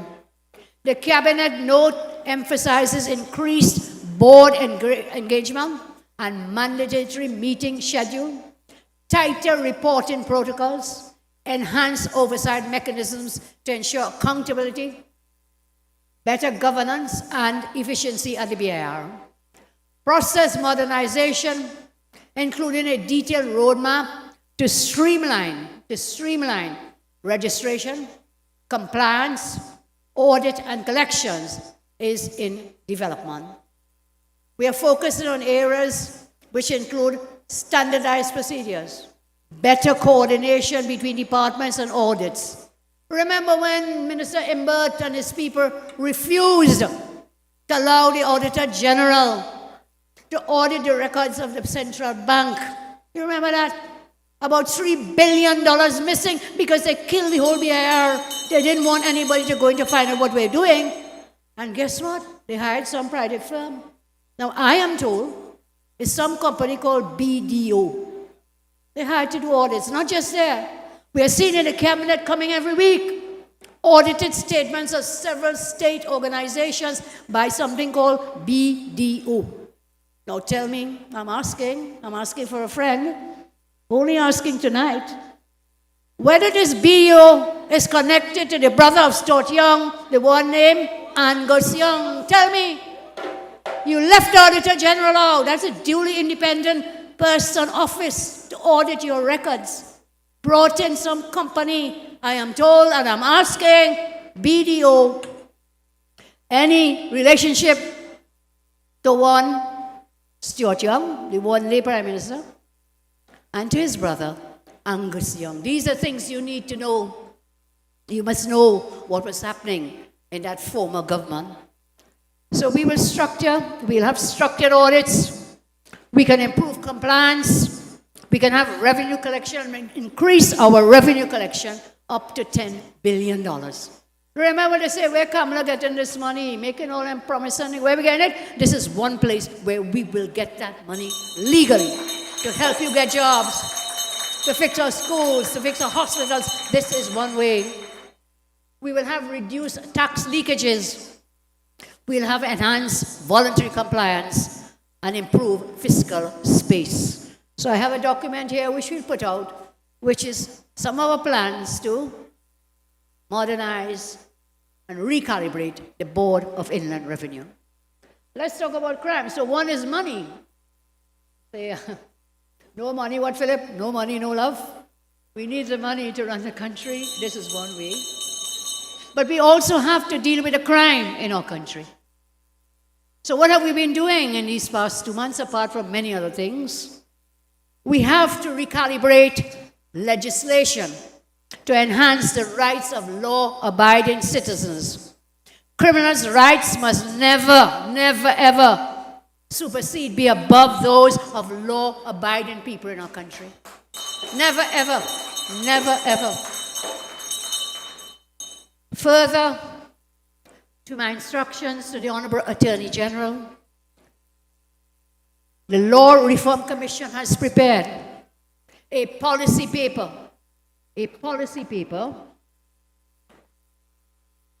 entitled Protection Against Home Invasion in Trinidad and Tobago, an examination of stand your ground and other self-defense laws. They have also drafted a bill entitled the Home Invasion, Self-Defense and Defense of Property Bill 2025. In 2 short months. In accordance with Section 3 of the Law Reform Commission Act, Chapter 304, the Law Reform Commission received instructions from the Honorable Senator, Attorney General of the Republic of Trinidad and Tobago, John Jearlean. Give him a hand of applause. He's really working really hard, to undertake a comprehensive examination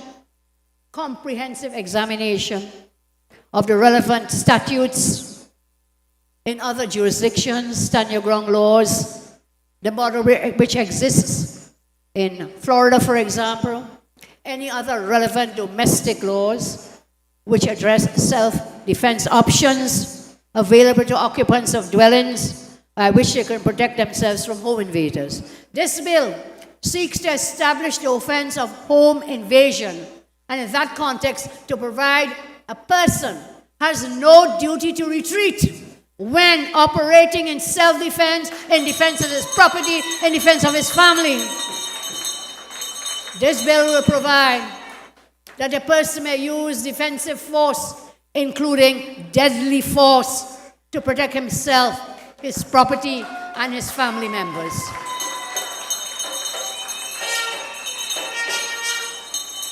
The bill would establish, as I said, the offense of home invasion and set out the parameters of the offense. This will include the unlawful entry by a person, the home invader, into a dwelling house with intent to use force or threaten the use of force on persons in that dwelling house. The offense of home invasion would also cater for instances in which a home invader intentionally causes any injury to occupants of that house, including grievous bodily harm, grievous sexual assault, rape, and death. A home invasion may involve a home invader stealing, damaging, destroying property in the house with or without the use of intimidation, threats, or violence. Further, a home invasion may involve the use of a weapon, a firearm, or an explosive device in order to cause grievous bodily harm, permanent disability, permanent disfigurement, or death to any person in that house. In this bill, provision is also being made for aggravating factors where home invasion is carried out by a member of a gang, a participant in an organized criminal activity, or in the presence of a child, senior citizen, differently abled, or vulnerable person. For the purpose of self-defense during a home invasion, the use of deadly force may be justified where an occupant reasonably believes that force is necessary to prevent death, to prevent bodily harm, to prevent grievous sexual assault or rape. The bill is drafted. Say thanks to the government. Give us a round of applause if I ask you. The bill is drafted within 2 months. And we will put the bill out for consultation. We'll put the bill out for consultation. And Thursday, It will be presented to the Cabinet, and national consultations will then begin with a targeted completion date in AG, July. After the consultations come in, we will continue working with the suggestions that come in from John Public, from you, from various stakeholders, and we will put it together that once the Parliament reopens in September, that bill will be laid in Parliament and we will move to pass it in Parliament to give you greater safety and security. So this is the stand your ground letter sent to the Honourable Attorney General, sending us the policy paper and the draft bill. So during July, while Parliament is closed, we will not stop working. We will have the consultations out there. This is a policy paper together with a bill for helping you to fight out home invaders. In addition to this, in tandem, together, we cannot have just home invasion laws. We must also give you the power, the tool, the instrument to protect yourself. And so what we will do, we are working on amendments to the Firearms Act to make it easier for law-abiding citizens to access legal firearms.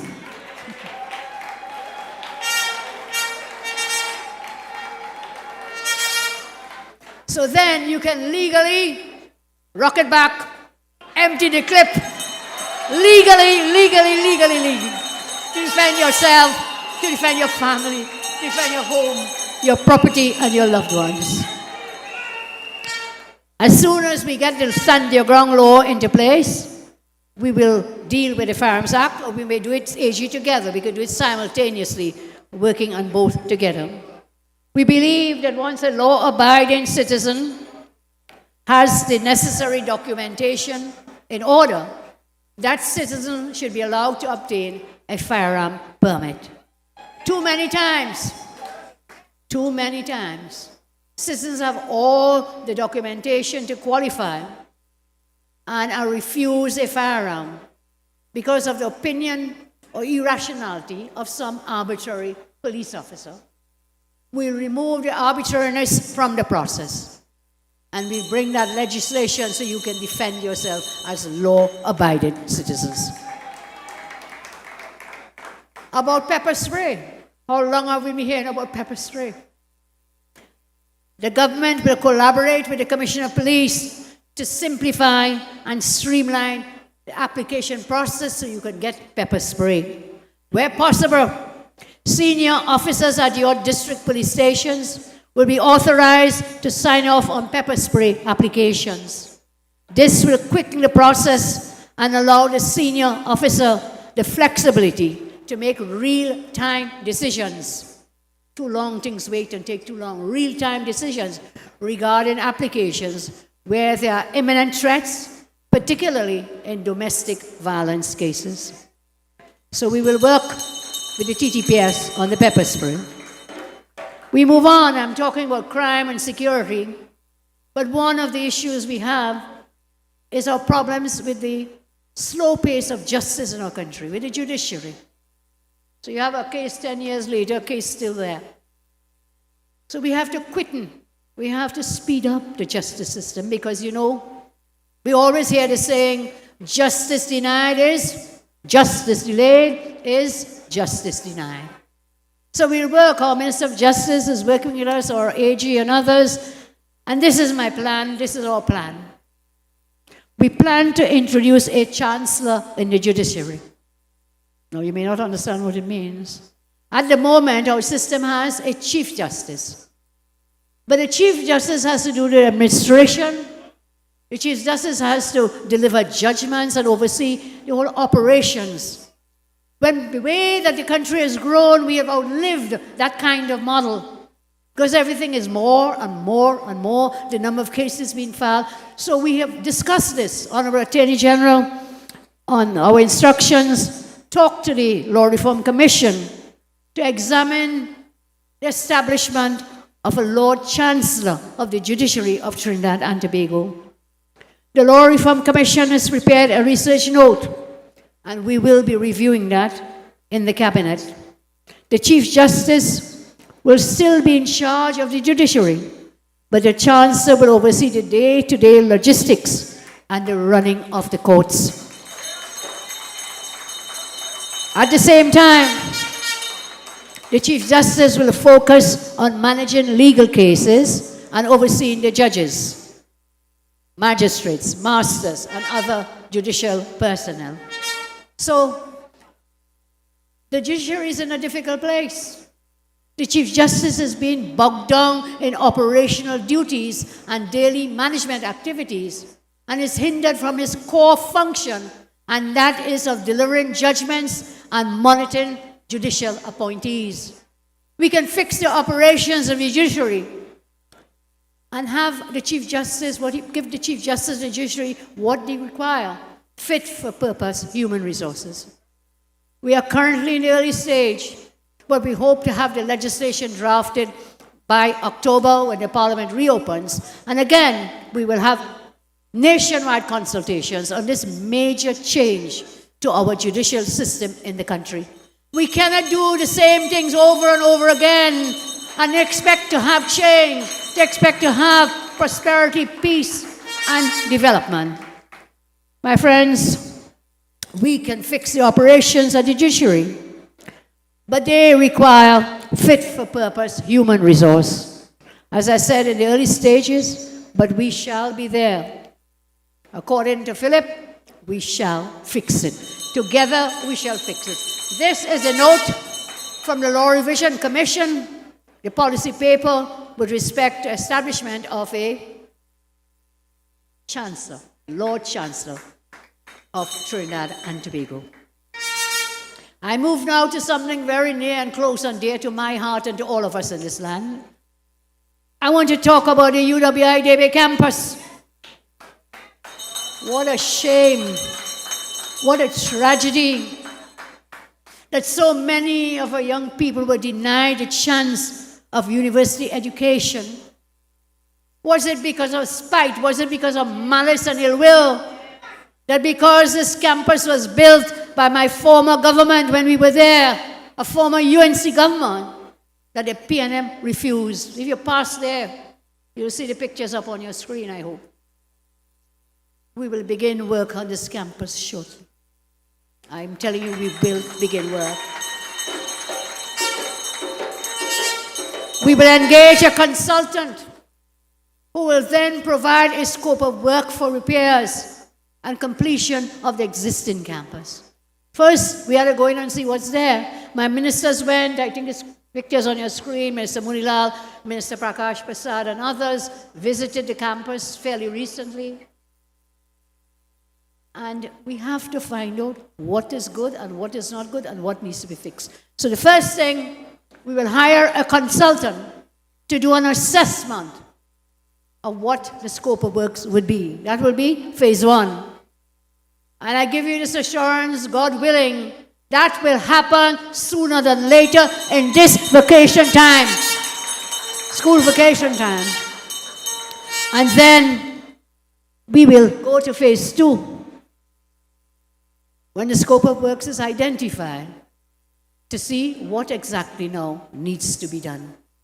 So the consultant will be brought on board in July. We believe repairs can begin in August and can continue thereafter. So DB campus, I have not forgotten you. I always remembered when I went to Jamaica as a young 18-year-old, I think I was then. And I went to the Mona campus. Anybody here who has ever visited the Mona campus? Many of you have. Dr. Bodoe trained there, other doctors, Dr. Natalie, others. Many of us. And when I landed in Kingston, you had to drive up a lot of mountains and hills to get to the Mona campus. It was nestled in a valley. And it was one of the most beautiful things you could have seen in the middle of the Blue Mountains in Jamaica. And that campus has remained forever etched in my memory as a place of great learning. I loved that place so much. I learned so much there. I spent 14 years of my life First as a student on the Jamaica campus, Mona, and then as a lecturer on the Mona campus in Jamaica. Great days. To my friends who are now the CARICOM heads in Jamaica, I send you all my best wishes and best greetings. Jamaica is a second home to me. And I wish you success in your deliberations. We have a team there led by Minister Sean Sobers, and I have, and my government has, every confidence in Mr. Sobers. Minister Alexander is also there, and CARICOM Ambassador Dr. Ralph Maraj, permanent secretaries, and others. We have a large delegation there. We wish you all the best in your deliberations. So why talk to you about Mona? My vision was, yes, we have the St. Augustine campus, but many of our students cannot afford coming from Deep Point, 14, La Brea. I know Clyde will agree with me. Kesar will agree with me. Coming from Mayaro, coming from Princestown, coming from Pinal, coming from Superior, coming from Central. To go to stay in St. Augustine, you have to have money in your pocket. Money in your pocket. And many persons were denied that opportunity because their parents just could not afford it. And that was the vision I had, to build this campus in the south, equal to the one in St. Augustine. Is a great campus. UE is a well-recognized institution worldwide. And so, as I did once before, my dreams were then shattered. When the campus, really, what was it, 85% complete? They just shut it down for 10 years. That we are back. God don't sleep, only wears pajamas. And so, we will begin work on that baby campus. And even when you're from north, you can still come down here. We welcome everybody to the south. Michelle, correct? Everybody's welcome down to the south. It doesn't matter where, but you know what that campus will also do? In addition to creating spaces for tertiary education in our own nation, our own country, you know what we'll bring? Foreign exchange. It will be a state-of-the-art campus. St. Augustine could do it, but they're already crammed to the brim. And so this campus here in South, persons don't come for the whole CARICOM. And guess what? Anybody have little house on land and thing? They have to rent. So instead of sending South people to rent in St. Augustine, let's bring CARICOM people to rent in this part of the world. They will have to eat. They'll spend money. We will welcome all regional and international students. And as we develop that campus, my vision again for it is we can bring international students, not just the CARICOM regional, but international. That's what we're talking about. Bring the foreign exchange. We will give you an education. Welcome to Trinidad and Tobago. So my friends, as the time is slipping by, I still have a few more things I want to share with you. I really would like to share with you. Our problem throughout the country now, you know, before this is only south flooding, right? People up in north used to laugh at us. That PNM MP, I don't even want to call his name, used to say, we like what? Alligators from a murky lagoon. Yeah, flooding. So what do we do? Yes, we are doing works, dredging, doing whatever. Let me tell you what is a major part of the flooding problem. Is that our river mouths are not being dredged. So while we dredge a little river here and the ravine here and there and everywhere, when the water reaches the river mouth, hits the sea, there's nowhere to go, because that is, a geography student will be able to tell me what happens there at the edge. It's silted up. The water cannot drain. So this is what? In discussions with the Minister of Works, we will issue directives for tendering the dredging of the mouths of the major rivers on our coast. Major rivers on our coast. These works will be conducted based on surveys, not by Vike, surveys and data. And we will engage dredging firms to undertake this work. I will tell you, it's a shame that the amount of money spent on drainage and desilting works in our country has yielded little or no relief. The Ministry of Works was run as a family business for the last 10 years. I could call name, but I think some of you know that. Let's leave them alone. Somebody, you know who they are, just run like a family business. Not for the people of Trinidad and Tobago. That was their private fiefdom, their private business. It's a shame then how much money spent, little relief. And now, I have requested test results for several major road projects for some time now. We have not got them yet, not because of Minister John, who is the minister, but because people are hiding they're hiding on, like cockroaches, in the logs and under the boulders. But we will get it. We will not give up. You must tell us about the testing for the road projects that you did during that first month coming up into the election. Paving everywhere. And I'm asking again, Minister John, let us get it early, because if you've done bad work, we need to know now, because there's a period of time during which they will have to remedy the defects. So if it stays too long, we had to go and pay all over again, but these people were paid. So let's get the testing works. Building thing all about and just putting asphalt on it, putting pitch on it, and fooling people before elections to think they were taking care of you. So I'm awaiting those test results with eager eyes.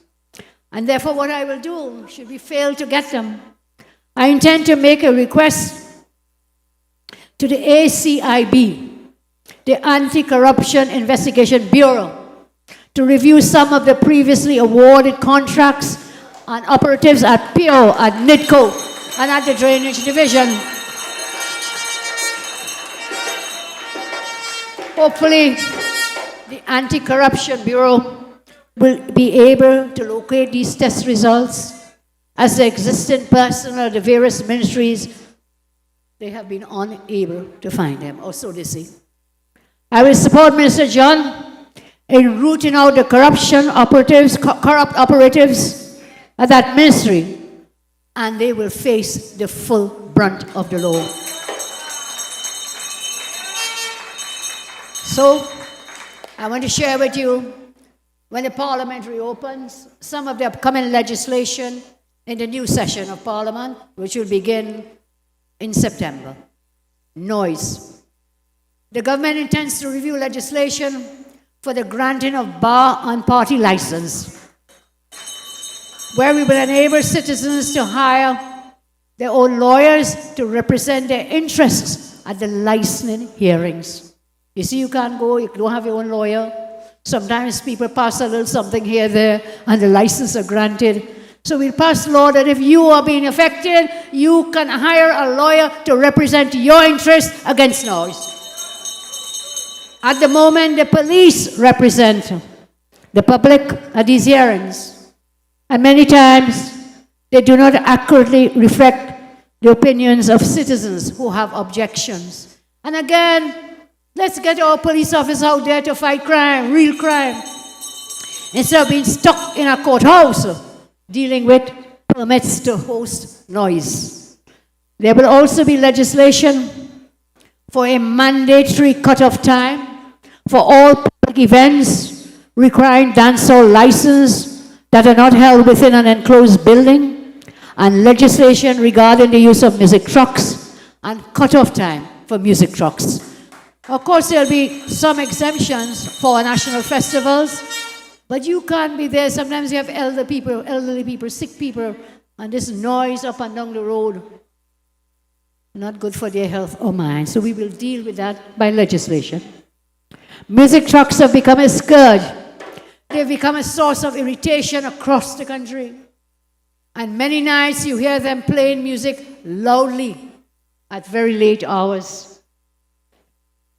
My friends, many nights, loud. Fireworks legislation will be brought to the Parliament and passed in the new term. As I said before, there will be specific days and periods when persons will be allowed the fireworks and, of course, the music trucks and the bar license and party license. I move now to addiction. I've spoken about this in the campaign. Gambling, marijuana, alcohol legislation will also be brought to Parliament. We intend to raise the legal age for gambling and marijuana use to the age 25 and older. And the legal age for alcohol will be raised to 21 years and older.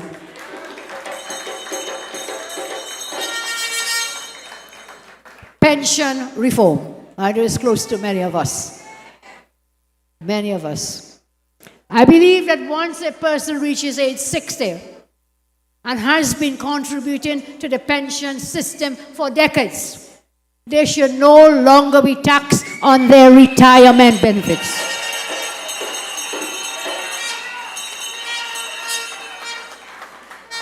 The ongoing tax lessens the value of a pension, which is meant to support retirees in their later years, and can feel like double taxation. So you're paying it for your whole life while you're working, you get a retirement benefit, and they want to tax you on top of that. Paying taxes both in your working years and your retirement years. We will look at that law.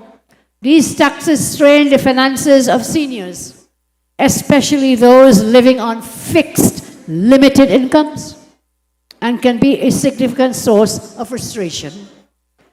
My government will review and amend the tax laws regarding pensions to reflect fairness and recognition of lifelong contributions made by persons.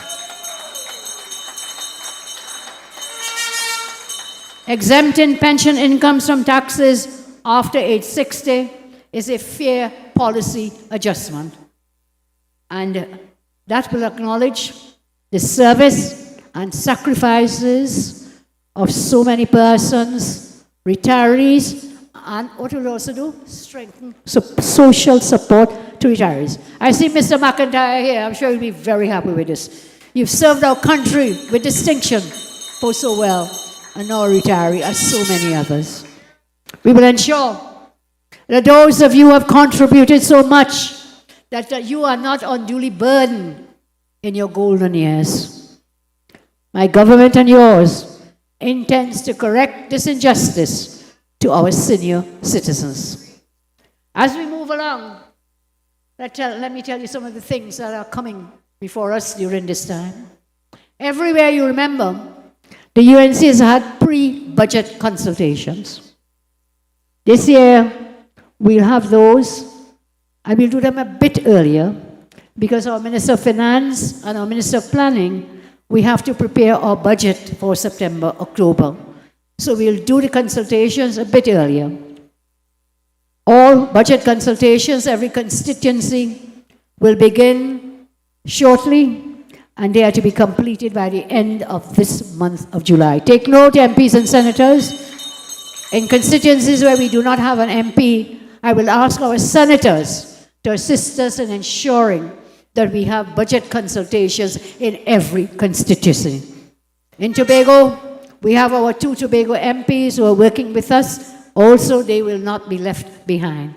So, this month of July, I ask you to dedicate to pre-budget consultations. We just did a midterm review with the budget, but that was not really our budget. We tried to slip some things in, like extending the hours for the police stations, for the health centers, giving some monies for the school repair program, some things that we tried to put in. But the first real budget of your new government will be the one that will come in the next session, September, October. So I want your input. I want you all to attend these budget consultations. We post it up on the UNC groups and platforms. And please attend. And when we do them, we don't need experts. We don't need to bring some big finance man, finance lady. I want to hear from you. You are the experts.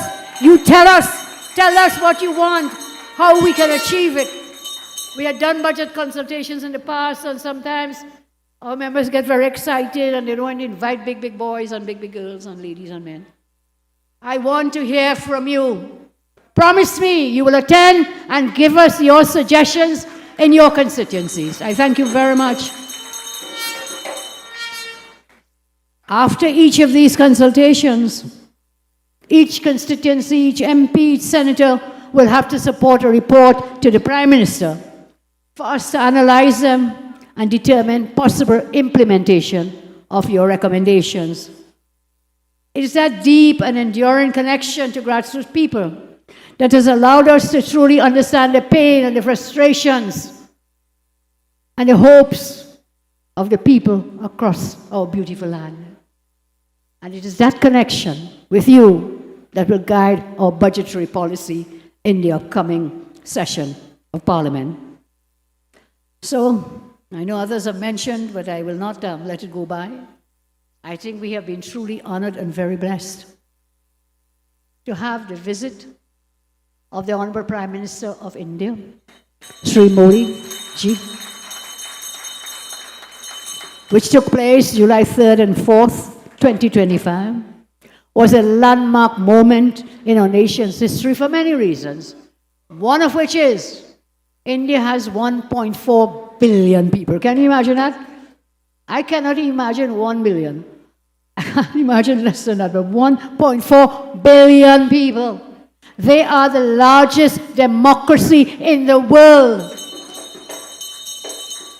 And so we thank Prime Minister Modi and his delegation. It was a proud achievement and deepening of our ties with India. But it also delivered direct benefits to the people of Trinidad and Tobago. So it wasn't just about economies of the world.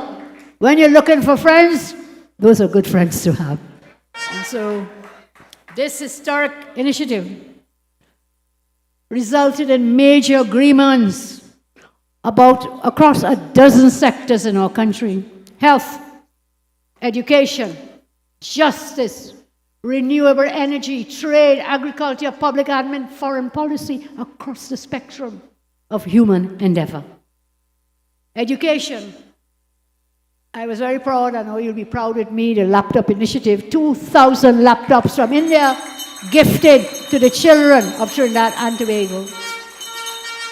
In addition to that, the Ayurvedic program and Indian chairs at the University of the West Indies. Health. India will provide 20 dialysis units. 20, not one, not two, 20 to Trinidad and Tobago. When I campaigned, I told you when UNC wins, everybody wins. Our patients who need dialysis treatment, they will win also. I told you we'll extend the hours, we service more people who need dialysis treatments. That's in health. And then the prosthetic limb in health. 20 units, I told you. Very important, equally important. 2 sea ambulances. You know what's a sea ambulance? So if you're in Tobago and you're in trouble, take the sea ambulance and come down the road.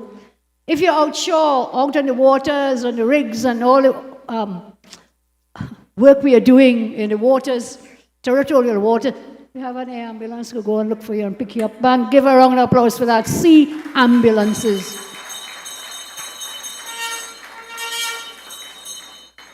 We will have a new partnership to improve access to affordable medication. We signed an MOU with respect to pharmaceuticals coming from India. So we will get cheaper, really good medication coming out. Justice. India is committed to supporting the construction of a regional forensic science center and training our professionals in forensic science. This is very important for our fight against crime, exceedingly important. Renewable energy. TNT will join the Global Biofuel Alliance, and a solar rooftop system, I am told, will be installed. I think it's the Ministry of Foreign and CARICOM Affairs, so with a new energy thrust. In culture and sport, agreements to promote steel pan in India. 1.4 billion people, boy, we just get them to buy 100,000 steel pan from us. Can you imagine? Can you imagine? You have to think far, You have to be visionary, but we can make it happen. Steel pan in India. Expanded cultural exchanges. Training for young women cricketers. And for those of you of the Hindu faith have agreed to take young persons to be trained as pundits in India as well. So training for our security forces is also part of it. Local government.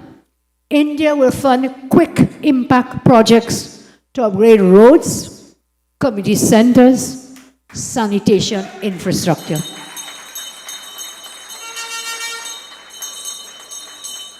So go to the budget consultations and put in your requests, please. Community centers, roads, infrastructure. In public administration, TNT will become a regional training hub under the I-Tech program, with Indian experts providing large-scale training for whom? Our public officers, those in the public service. Foreign policy. We both countries agreed to mutual support at the United Nations, strengthening our global influence. India has agreed to support the Trinidad and Tobago nominee for one of these positions in Paris in 2026, 27, and we will support one of their nationals in 27, 28. So one hand doesn't clap, two hands can always clap. So we will partner at the United Nations to get more done for all of us. These agreements will touch the lives of students. Everybody wins, students. It will touch the lives of patients. Everybody wins. It will touch the lives of public servants. It will touch the lives of athletes. It will touch the lives of every single community and mark the beginning of a new era of strategic cooperation, grounded in shared values and a common vision for our futures. This diplomacy, with results, this is leadership that delivers. When UNC wins, UNC delivers. When we come into office, these were the outcomes of the Modi visit. Maybe they put it up on the screen. It is a lot of good things coming our way. When we came into office, we promised action, not excuse. And in just 2 short months, we have begun to deliver. My colleagues have mentioned some of it, but nothing is wrong. There is no harm in repeating the wins of your UNC government. Amongst our early accomplishments, expanded Children's Life Fund, repeal of the TT Revenue Authority. We installed a new Commissioner of Police. In the past years, those Commissioner of Police were good men, but they would have won Oscar nominations. Because guess why? Acting. We now have a substantive Commissioner of Police, and we congratulate him and look forward to working with the TTPS. You remember at a post-cabinet meeting, I ripped up the WASA document that was going to send thousands of people on the red line away from jobs. So we rescinded the cabinet's decision of the PNM cabinet, and thereby, in that way, we saved jobs. We also prevented increased water rates. Remember that? We initiated reviews on pension delays, judicial backlogs, PBR pass distribution, building renters, every man, woman, child, and then had a special PBR bus pass. So we have Minister Eli really taking that head on. But we are not stopping. We gave Saddam and his ministry amnesties for companies that were struck off to give them a little time, breathing space, to file their documents in the company's registry. We are not stopping there. As we continue, we advance the crime-fighting laws. I mentioned before the Stand Your Ground and home invasion. We are awaiting the final order from the Office of the Attorney General for scrapping the demerits points system. That should happen within a week or so. Minister Dowlath told you that over 248 schools, as a minister, schools for vacation repairs in this vacation.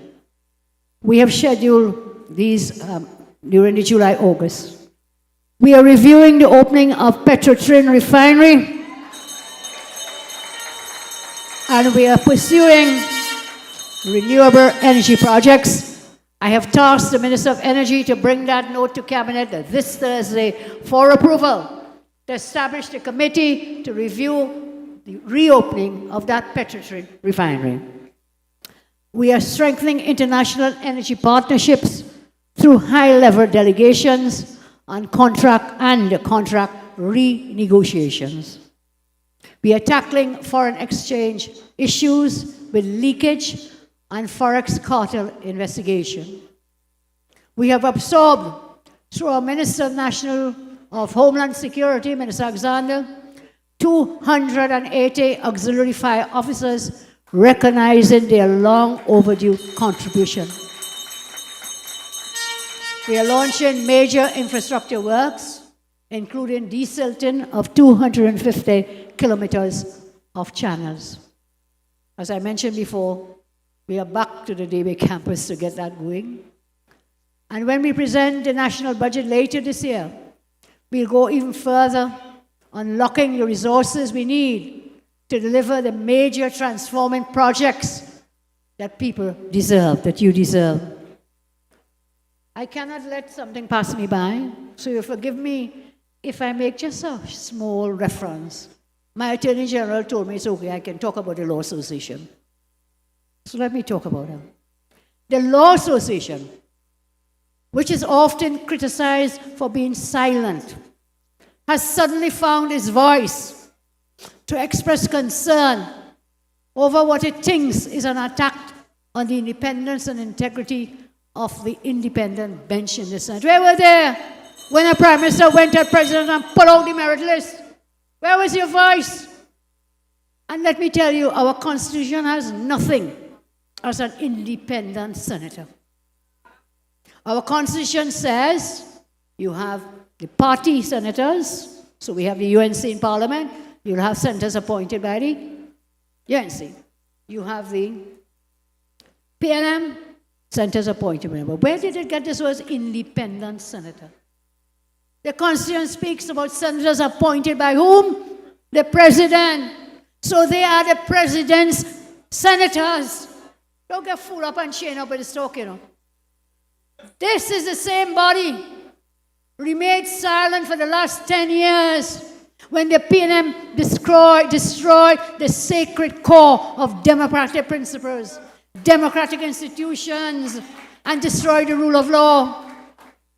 The fact is that the PNM eat a food, dunce lawyers cannot even file a case, had to file it and strike it out straight away. Hey, the UNC has great lawyers, give them a round of applause.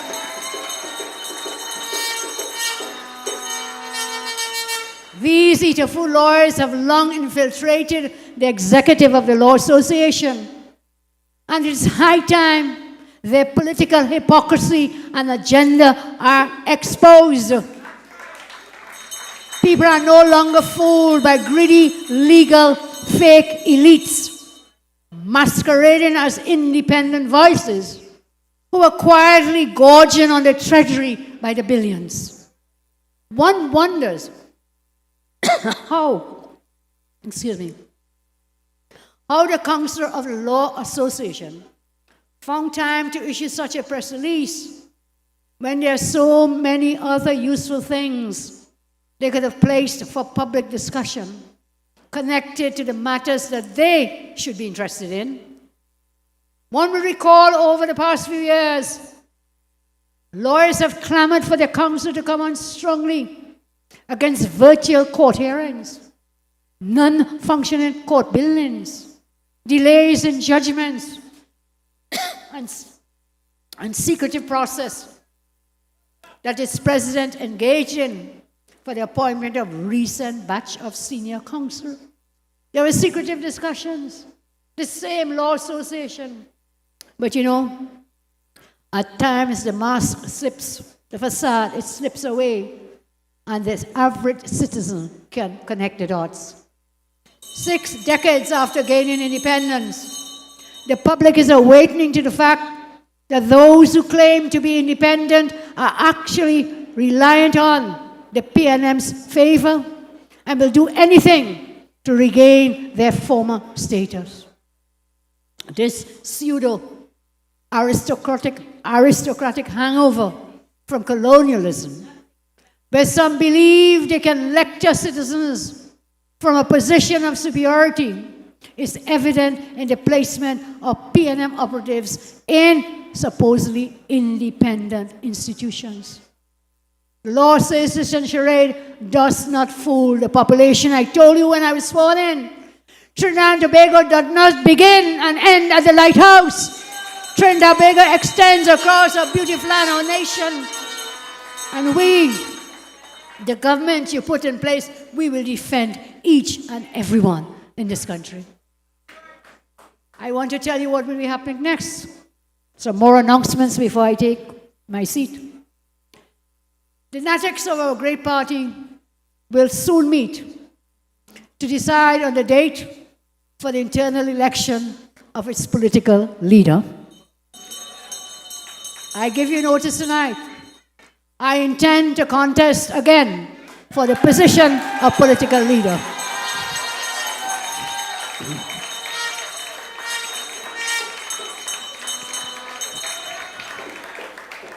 Thank you all very much. I hope you will give me the honor of leading you into this term in government. I'll take you there, and together we'll get things done. So, again, for those who did not hear, maybe turning on, open the door in the fridge and then closing the door. I intend to contest as political leader of the United National Congress. Any and every member of the United National Congress, you have a right to file a nomination for the position of political leader. If you want it, come and take it.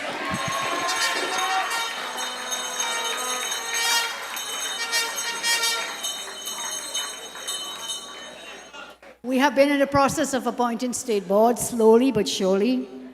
We have to do due diligence. We have all received many, many resumes from many, many people. But we have to do due diligence on persons, which takes time, because we're going to put people to run state boards, state enterprises, very important part of governance in our country. So I appreciate your patience. We are working on it. We're also doing our best to fulfill requests for jobs for suitably qualified persons. But that again, a lot of the enterprises, the hirings cannot take place, so it takes time, as everyone has said. The boards have to go into place, the RHAs, the state enterprises, and then we will advertise and people can apply. So it is not simply a matter of sending your resume to an MP or to a senator or to me. You will have to go through a process, a fair and equitable process. Please remember that. We cannot have attacked the PNM for their eater food people and placing their stooges here and there, and then we do the same. So I give you the assurance we'll do the best that we can to have a fair and equitable process for employment. As I close, as we are in this penal secondary school, I want to tell you something. I've asked the Minister of Education to send me a list of what has been described as high-risk schools. I promised you in the campaign that we will send police officers facing this, taking the high-risk schools first. The Minister of Education has sent me a listing of those schools using various criteria from the Minister of Education to determine what is to be described as a high-risk school, using the number of suspensions, using the number of injuries, and so on. So there is a scientific way. You don't just watch a school and call it high risk. There is scientific criteria and data to help us determine. I got that list from the Honorable Minister, and I intend to action my promise by sharing it with the TTPS, so when the school term begins, your children will have the protection of the police officers in those schools. Can I announce that on the list sent by the Minister, this penal secondary is one of those schools? If the minister didn't tell me the data, I may not have believed it. So we are not targeting schools. We are not targeting children. The Minister of Education, the former one, went on some show and talking about PNM children, which PNM children. In my land, there are no PNM, UNC, any kind of children. They're only children. Only children in my heart, and we will do everything we can to protect them and take care of them. As I conclude, I say, we have begun a journey of restoration, of rebuilding our institutions, renewing our economy, restoring hope to every corner of our nation. The road ahead, my friends, will not be without challenges, but we will face them together with courage, with conviction, and with compassion. 3 years ahead are a journey towards a dream that is Trinidad and Tobago. This dream is our opportunity to reimagine what is possible for our society and redefine our place within it. Our UNC victory has brought hope back to our citizens. And it's upon those hopes and dreams and determination that we will rebuild our society after 10 years of recklessness, arrogance on the part of the last government. We have made it clear that we will not bow to that oppressive style of governance. We are pressing on to the mark of the higher calling, to progress, to prosperity, and to a place where we all win, where all will progress, where we all feel safer, where we all feel more confident to pursue our goals, our dreams, and our ambitions. The days of our nation are still ahead of us. The best days of our nation, they are still ahead of us. And together, we will rise. Together, we will rise. Together, we will rise to meet them. I tell you again, I thank you. God bless you. And always, always remember, you have had leaders before me.